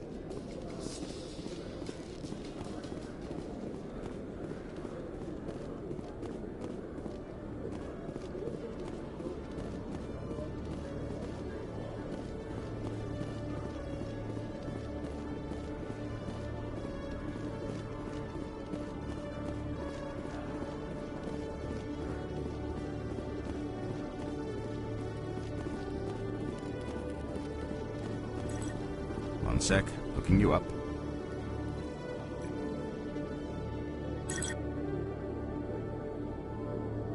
Commander Shepard, here with the Alliance military. First time on the Citadel, that about right?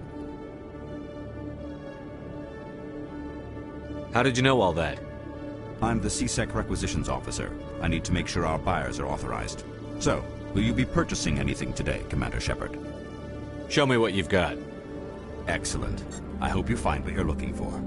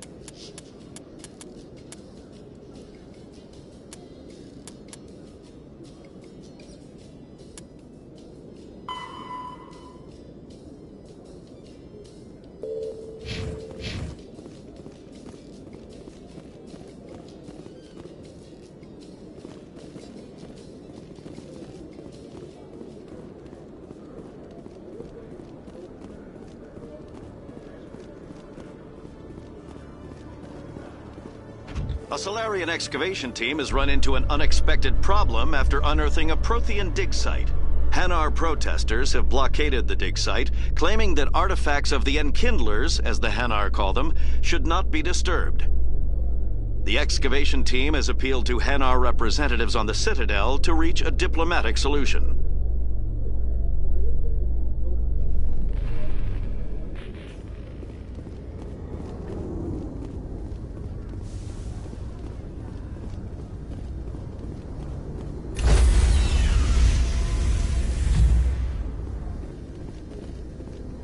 Sorry, Commander. Nobody's allowed on the Normandy right now. Doing some routine maintenance.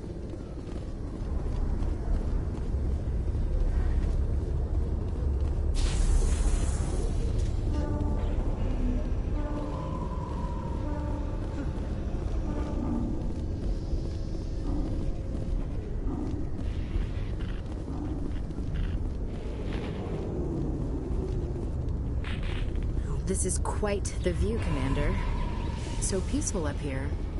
Very romantic, if you're into that sort of thing. C-Sec seems more like a military operation than a police force. You can see half the Citadel from up here.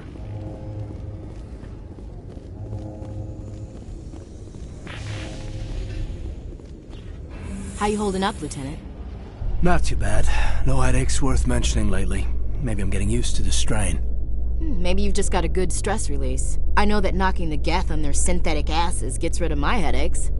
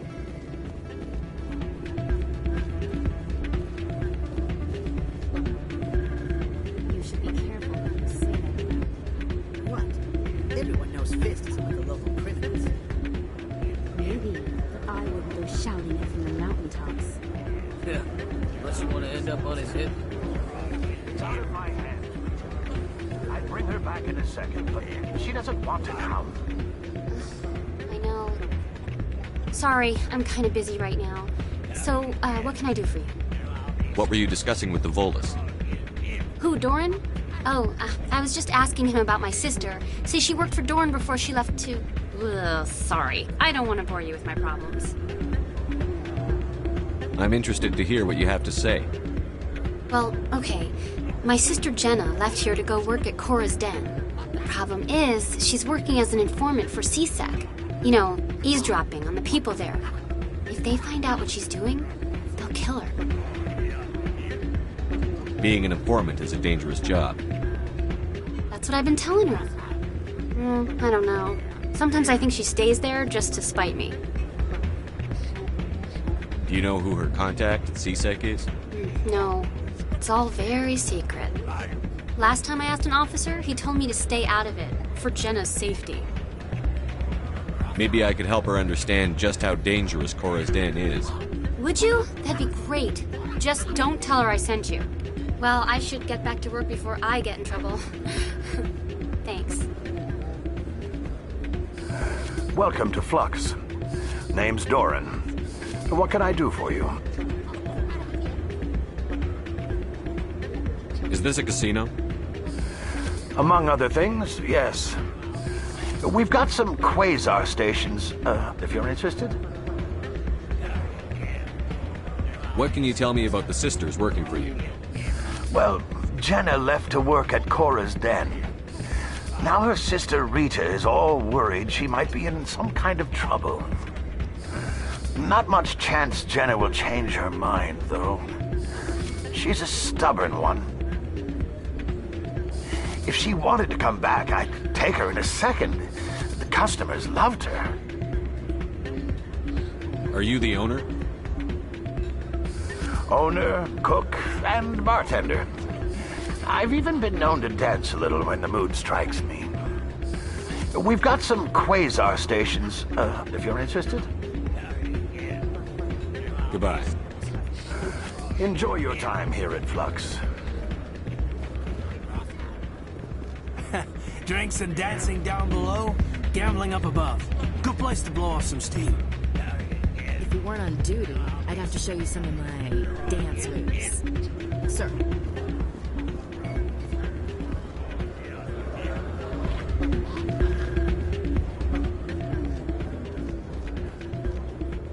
I'm waiting for someone else.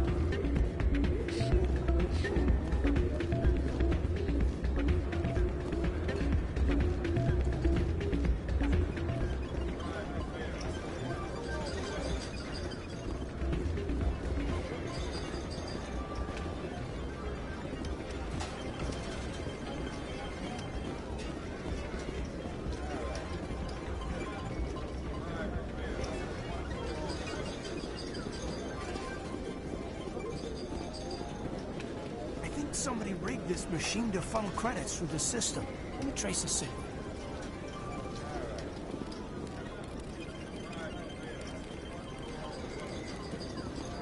Not really my kind of place, but there sure are some spectacular views here.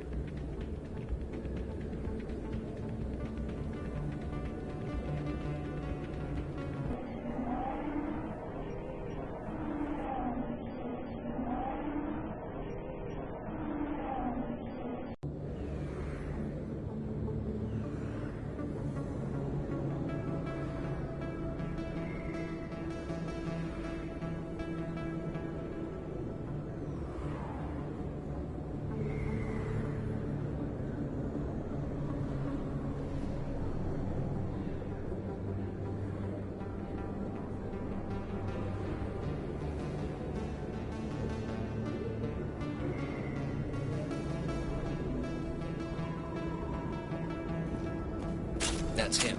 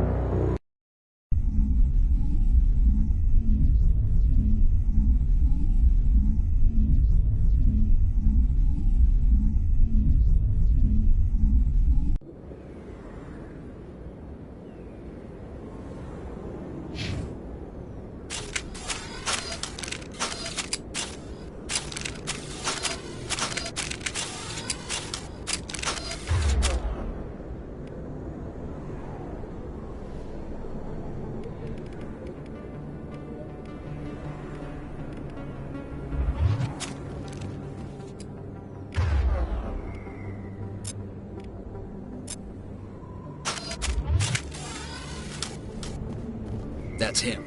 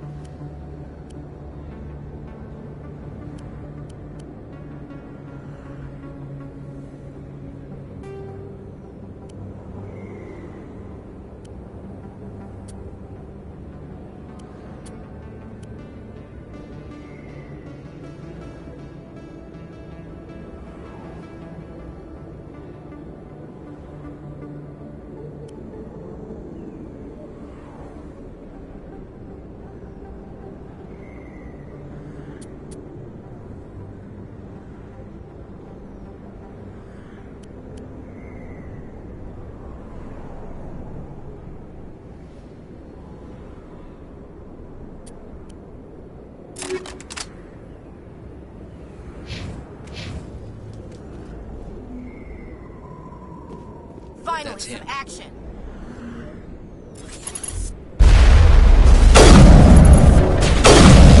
Bring it on.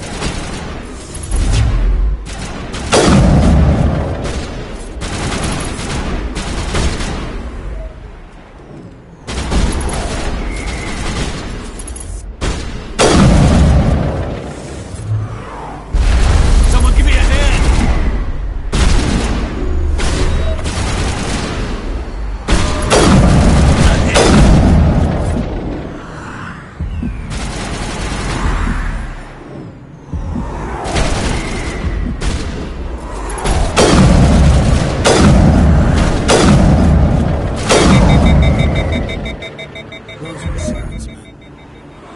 Think we're good, Commander. You can keep the Presidium. This is where the action is.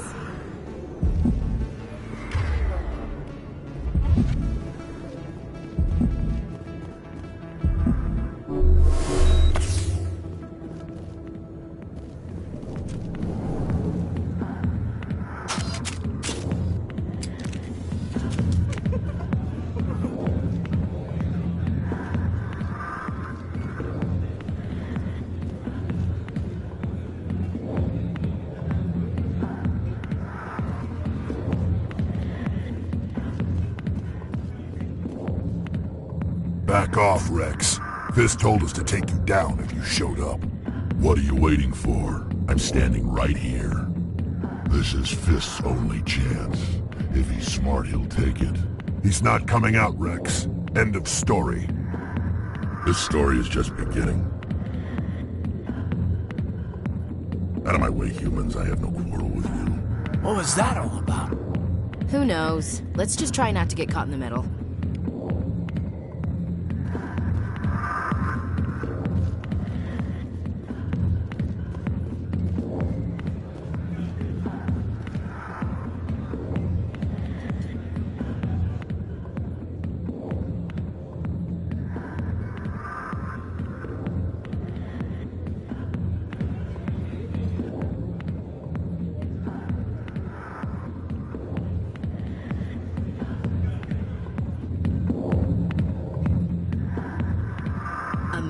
Years from where humanity began, and we walk into a bar filled with men drooling over half-naked women, shaking their asses on a stage. We can't decide if that's funny or sad. What? You don't think they're here because of the food?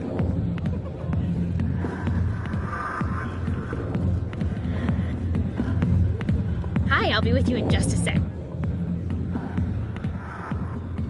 I need to talk to you about your work with C-Sec. I don't know what you're talking about. Now, if you don't mind, I need to get back to my customers. This isn't a game, Jenna. These people are dangerous. Now you sound like my sister. Why is everyone so concerned about me? I can take care of myself. I need to go. I'm not a stripper. I don't get paid to stand around and look pretty. Charming girl. I'm busy. The other waitresses can help you.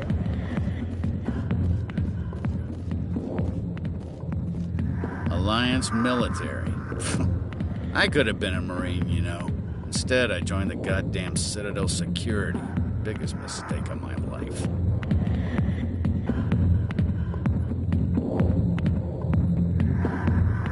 Harkin, right? I was told you could help me find someone. A Turian C-Sec officer named Garrus. Garrus? You must be one of Captain Anderson's crew. Poor bastard, still trying to bring Saren down, eh? I know where Garrus is, but you gotta tell me something first. Did the captain let you in on his big secret? Is there something I should know about the captain? The captain used to be a Spectre. Didn't know that, did you? It was all very hush-hush. The first human ever given that honor, and then he blew it. Screwed up his mission so bad they kicked him out. Of course, he blames Saren. Says the Turians set him up.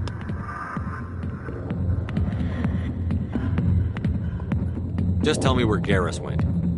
Garrus was sniffing around Dr. Michelle's office. She runs the med clinic on the other side of the wards. Last I heard, he was going back there. What do you know about Garrus? Damn hothead is what he is. Still figures he can save the world. Always bucking heads with the Executor. He'll pay for it soon enough. The Executor loves to put us lowly field agents in our place. Just look what happened to me.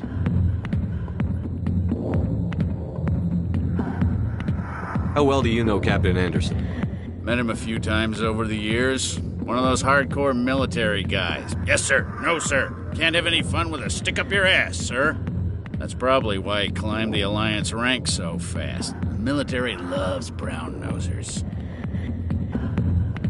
What's it like working for C-Sec? You mean, what was it like?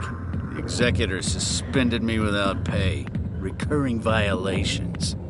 C-Sec was keeping a file on me. Can you believe that? Every mistake I ever made went into the books. Get a little rough with a suspect, note in the file. Have a couple of drinks on duty, note in the file. Skim a couple of credits off a drug bust, note in the file. It's a goddamn witch hunt. I'm out of here. Yeah, good. Go. Let me drink in peace. The back rooms are private, reserved for Fist and his friends. Who's Fist? He owns this club, but the customers have to stay out front. What did that other Krogan want? Rex? Personal matter. Not real chatty, is he? Goodbye. Enjoy the club.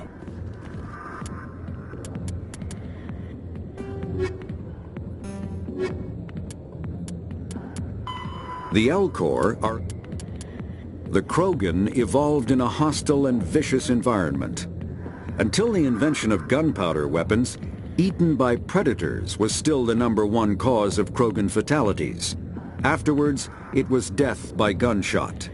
When the Solarians discovered them, the Krogan were a brutal, primitive species, struggling to survive a self-inflicted nuclear winter. The Solarians culturally uplifted them, teaching them to use and build modern technology, so they could serve as soldiers in the Rachni War. Liberated from the harsh conditions of their homeworld, the quick-breeding Krogan experienced an unprecedented population explosion. They began to colonize nearby worlds. Even though these worlds were already inhabited, the Krogan rebellions lasted nearly a century, only ending when the Turians unleashed the Genophage, a Solarian-developed bioweapon that crushed all Krogan resistance. The Genophage makes only 1 in 1,000 pregnancies viable, and today the Krogan are a slowly dying breed. Understandably, the Krogan harbor a grudge against all other species, especially the Turians. Pharos is a habitable world in the Attican Beta Cluster. 2/3 of the habitable surface is covered with the ruins of a crumbling Prothean megatropolis. In the millennia since the Prothean extinction, the ruins have been repeatedly picked over by looters many times. Pharos was considered a poor prospect for colonization, as little open ground remains for agriculture. The only sizable freshwater sources are the poles, which are tapped by the decaying Prothean aqueduct systems. The dead cities, while in good condition considering their antiquity, are of uncertain stability. Ground level is congested by a dozen meters of fallen debris, and the air is fouled by dust. In 2178, the Human Exogeny Corporation announced its intention to place a permanent colony on Pharos to thoroughly explore the ruins. The pioneer settlement was placed on the upper levels of several intact skyscrapers, using the surviving Prothean aqueducts and rooftop hydroponic gardens to support the population. Noveria is a cool, rocky world with most of its hydrosphere locked up in massive glaciers.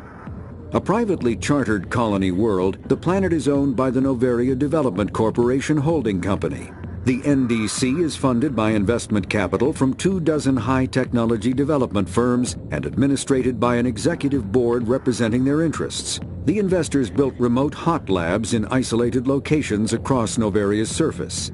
These facilities are used for research too dangerous or controversial to be performed elsewhere, as Noveria is technically not part of Citadel space and therefore exempt from Council law.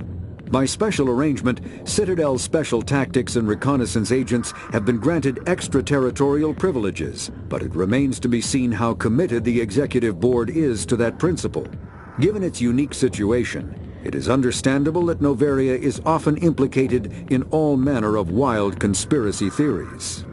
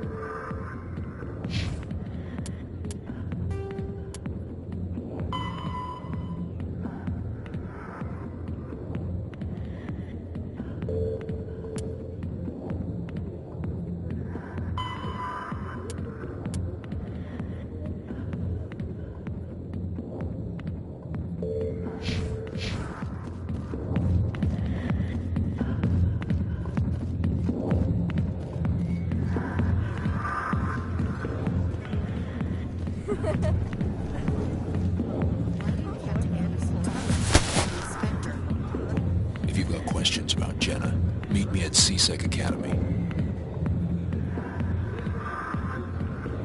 What did you just say? Push off. I never did nothing to you. Damn newcomers. Think they can run the place. What was that about? I guess we'd better go find out.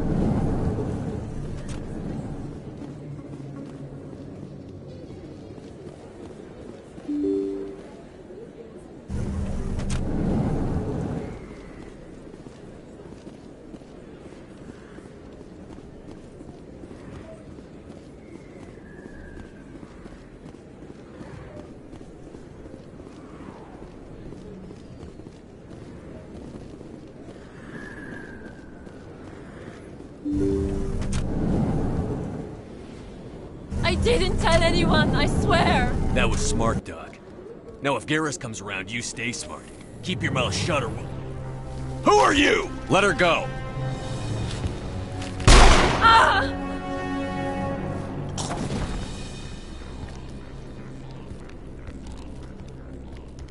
Heads up!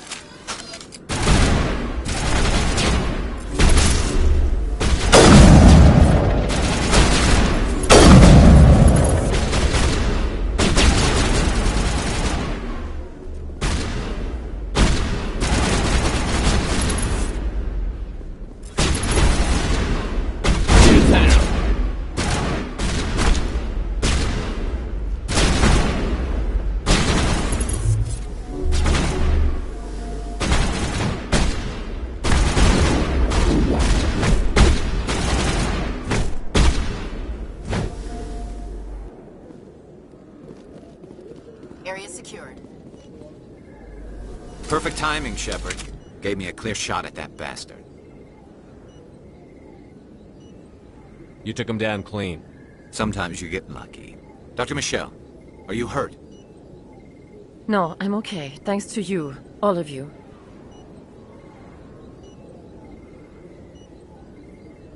Why were they threatening you? Who do they work for?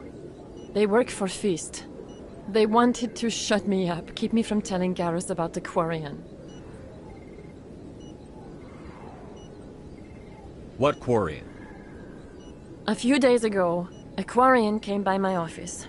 She'd been shot, but she wouldn't tell me who did it. I could tell she was scared, probably on the run. She asked me about the Shadow Broker. She wanted to trade information in exchange for a safe place to hide. Then what? I put her in contact with Fist. He's an agent for the Shadow Broker. Not anymore.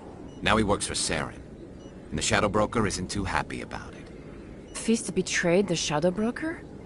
That's stupid even for him. Saren must have made him quite the offer. That Quarian must have something Saren wants. Something worth crossing the Shadow Broker to get. She must have something that proves he's a traitor. Did the Quarian mention anything about Saren or the Geth? She did. The information she was going to trade. She said it had something to do with the Geth. She must be able to link Saren to the Geth. There is no way the Council can ignore this.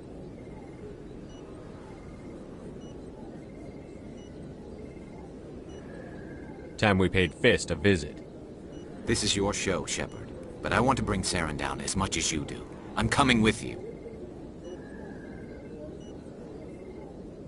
Welcome aboard, Garrus. You know, we aren't the only ones going after Fist. The Shadow Broker hired a Krogan bounty hunter named Rex to take him out. Yeah, we saw him in the bar.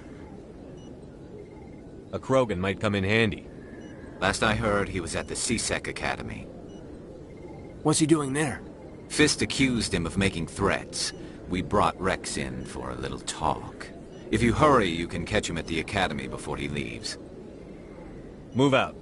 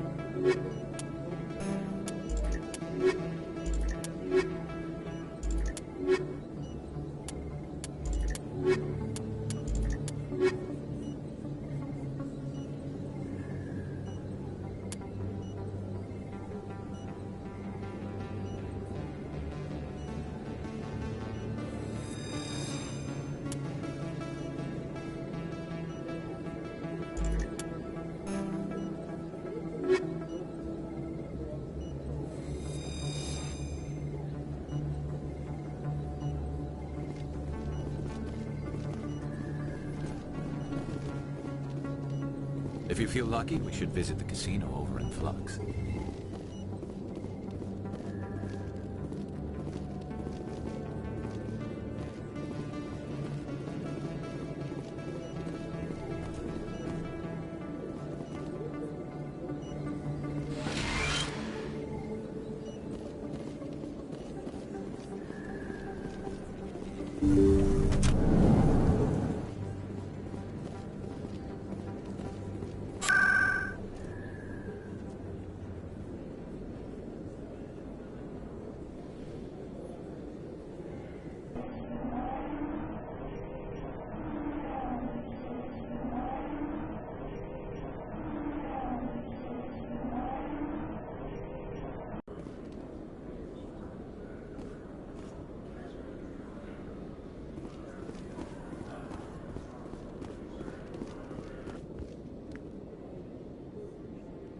Witnesses saw you making threats in Fist's bar. Stay away from him. I don't take orders from you. This is your only warning, Rex. You should warn Fist. I will kill him. You want me to arrest you? I want you to try.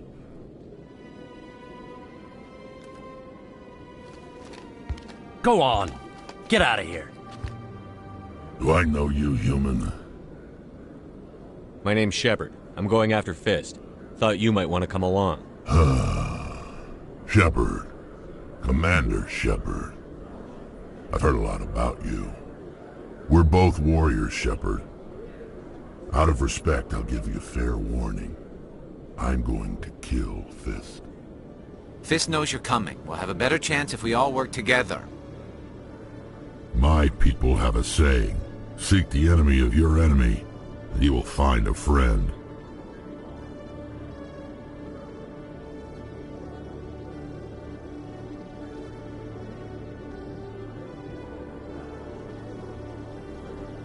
Glad to have you on the team, Rex. Let's go. I hate to keep Fist waiting.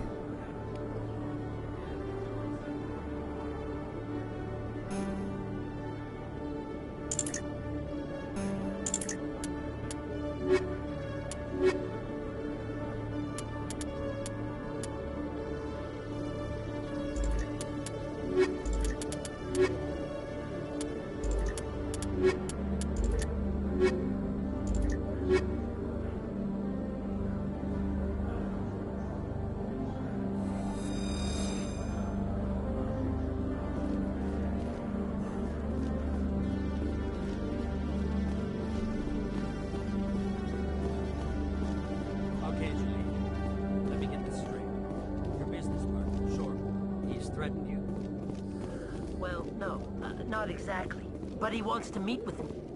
Hey there! Oh, you're not C-Sec, are you? Did you want something? What were you trying to explain to the officer before? My colleague is trying to kill me, and I thought we were friends. How do you know he wants you dead? He's changed. He won't talk to me at work anymore, and he started following me. Yesterday, he followed me all the way home, just waiting for a chance. I don't care what anyone thinks. He wants me gone. I know it. Is there something I can do? Talk to your friend, maybe? Would you? That's all I want. Someone to talk to him. Tell him to leave me alone. He thinks he can just push me around, but you'll show him, won't you? Just tell me where he is and I'll go find him. Oh, right. Well, he wanted to meet with me down in the wards near the markets. He said he just wanted to talk, but I know better. His name's Shorban. He's a Solarian. You shouldn't have any trouble. He's just a scientist. Well, good luck.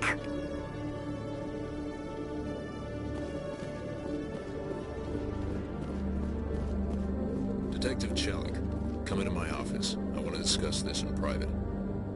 No offense, Commander, but what the hell were you thinking?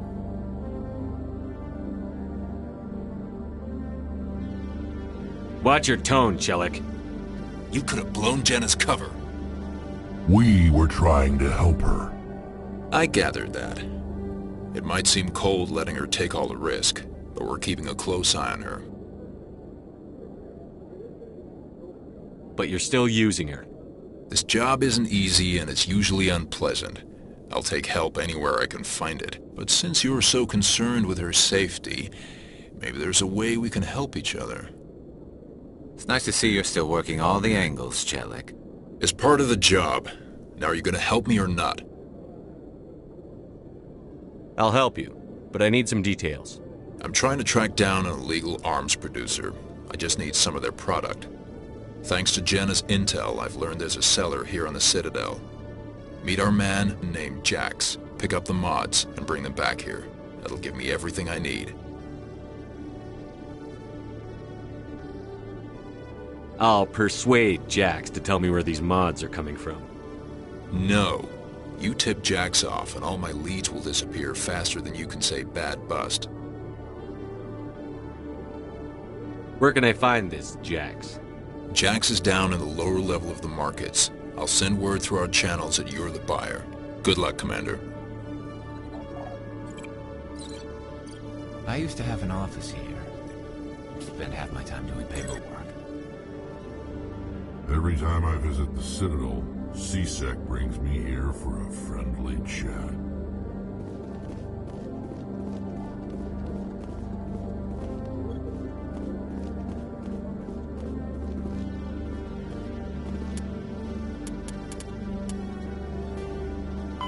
The Elcor. Driven from their home system by the Geth nearly 3 centuries ago, most Quarians now live aboard the Migrant Fleet, a flotilla of 50,000 vessels ranging in size from passenger shuttles to mobile space stations.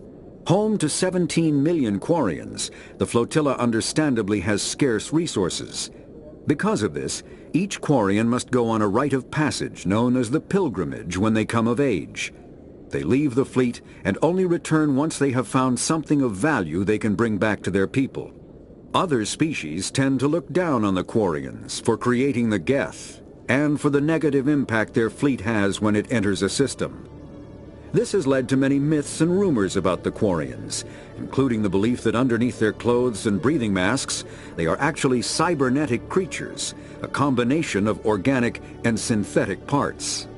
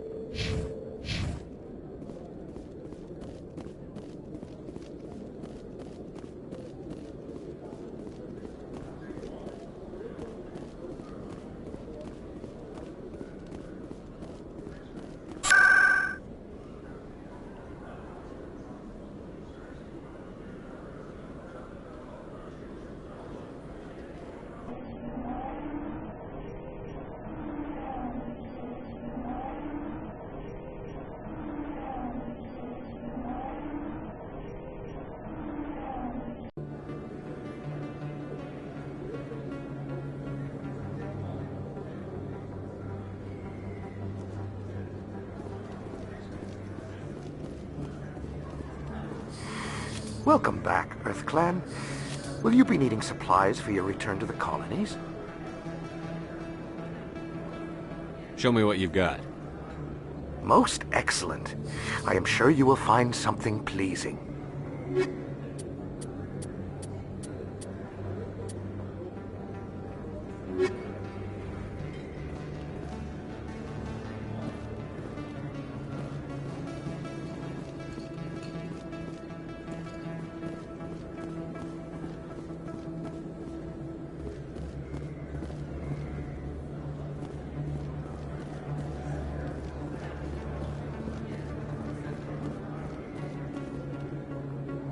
Hold it right there. Just throw me the data and you can walk away.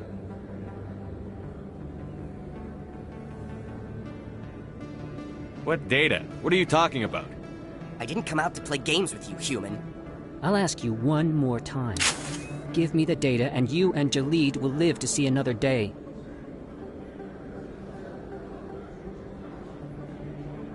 There's no need to let things get out of hand. Fine. Have it your way. Boys?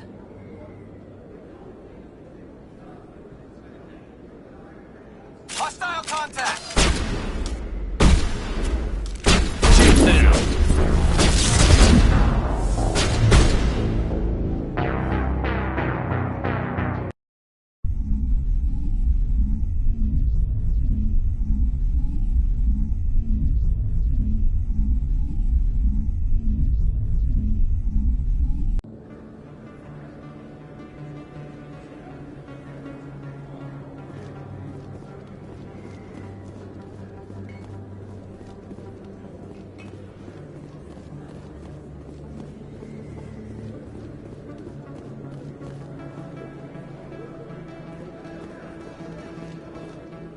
Hold it. That's close enough, Army. You got my payment?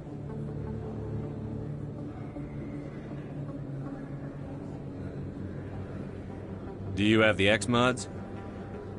Show them the merchandise. Looks good. Damn straight it is. These mods are the best on the market. Now hand over my credits.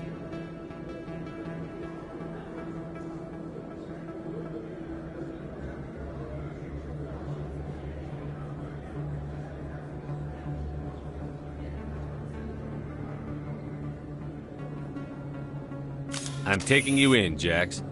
It's a sting! Bastards set us up! The hell are you playing at? Sorry, Jax. This is the end for you. Stupid ass Army boy.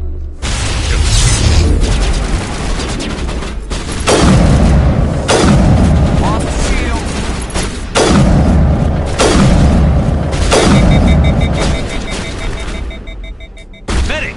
Medic!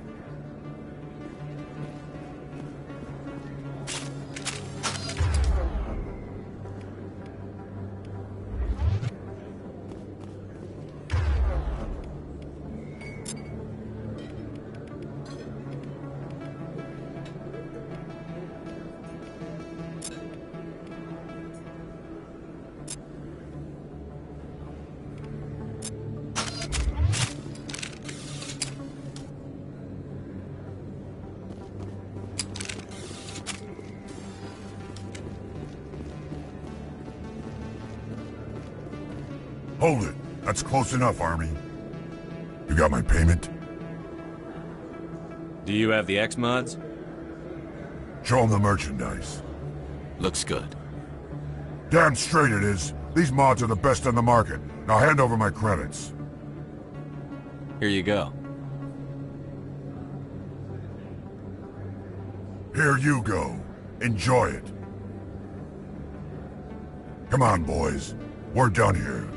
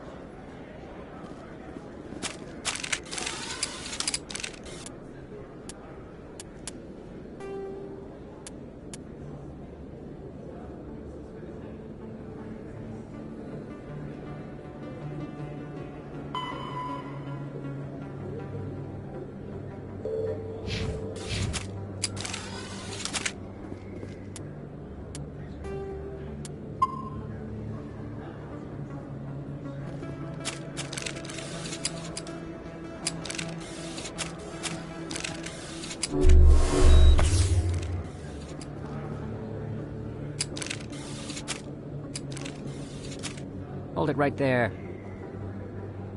Just throw me the data and you can walk away.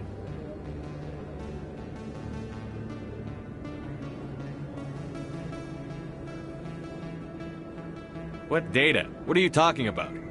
I didn't come out to play games with you, human. I'll ask you one more time. Give me the data and you and Jalid will live to see another day. We don't have what you're looking for. Fine. Have it your way. Boys?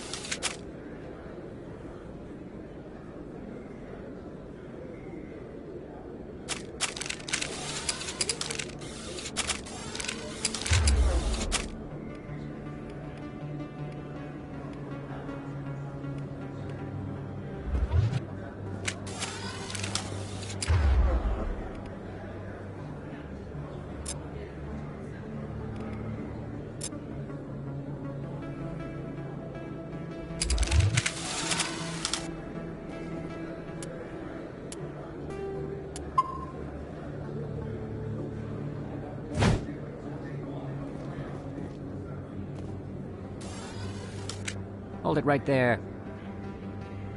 Just throw me the data and you can walk away.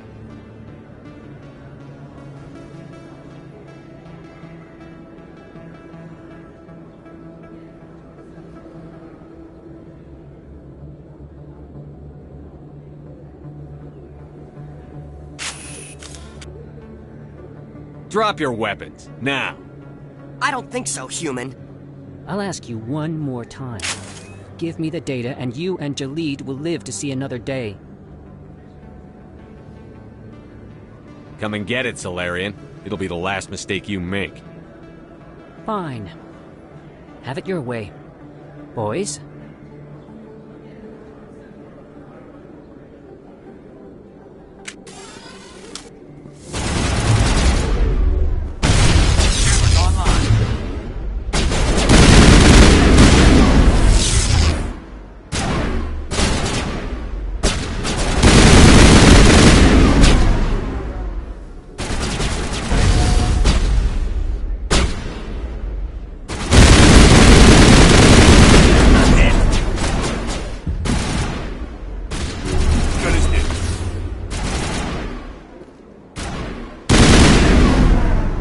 I give up.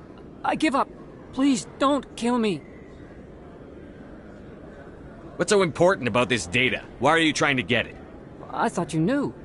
He said you were going to deliver it. And what exactly was I supposed to be delivering? It's the initial data from scanning the Keepers.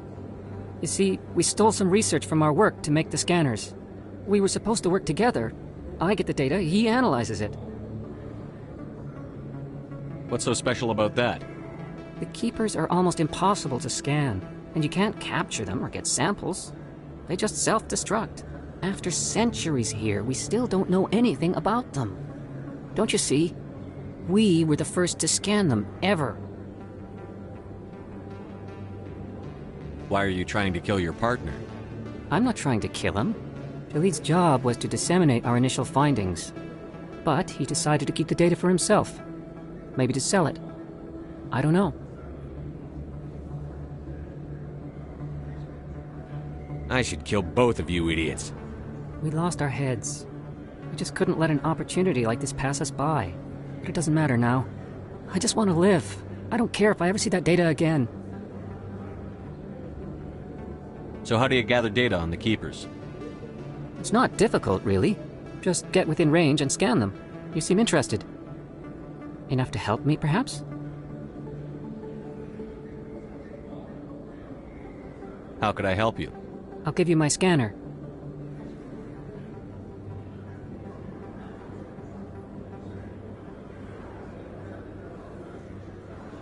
Whenever you see a Keeper, scan it.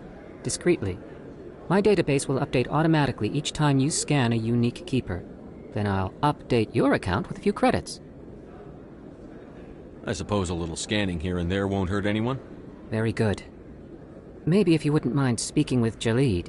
The data you're gathering for me is useless if Jaleed won't help me analyze it. I'll go have a chat with him right now. Thank you. And happy scanning, Commander.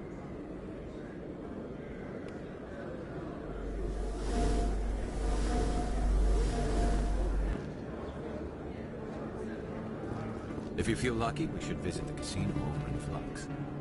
There are a few unlicensed vendors who operate out of the markets here. Sometimes they have good stuff for sale.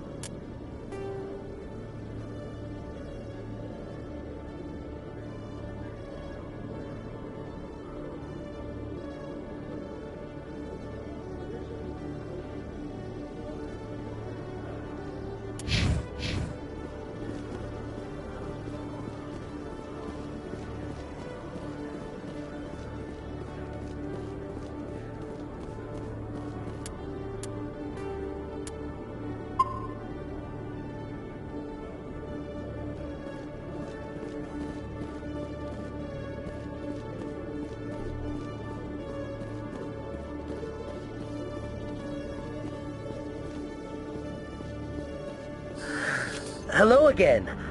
Did you have any luck finding Shorben?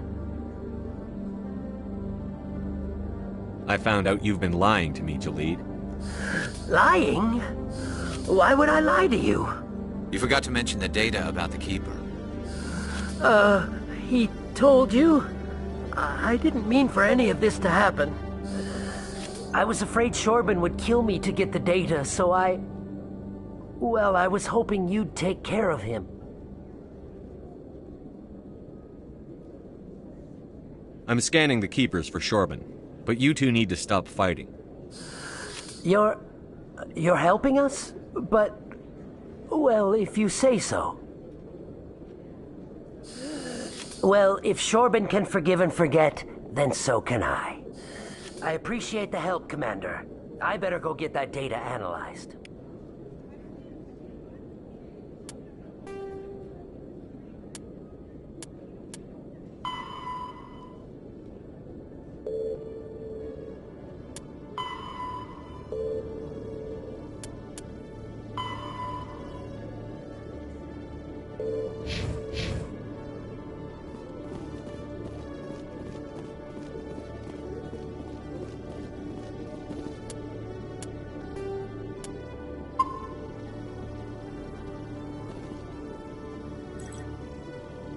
Commander, I hear you have something for me. Here's your shipment, Chelik. Excellent. This is everything I need. Maybe more than I need. Here, Commander, take this. I won't need it, and you've earned some payment for your work. As for Jenna, I'll make sure we get her out of Kor's den immediately. Now I need to get these mods into evidence. Thanks again, Shepard.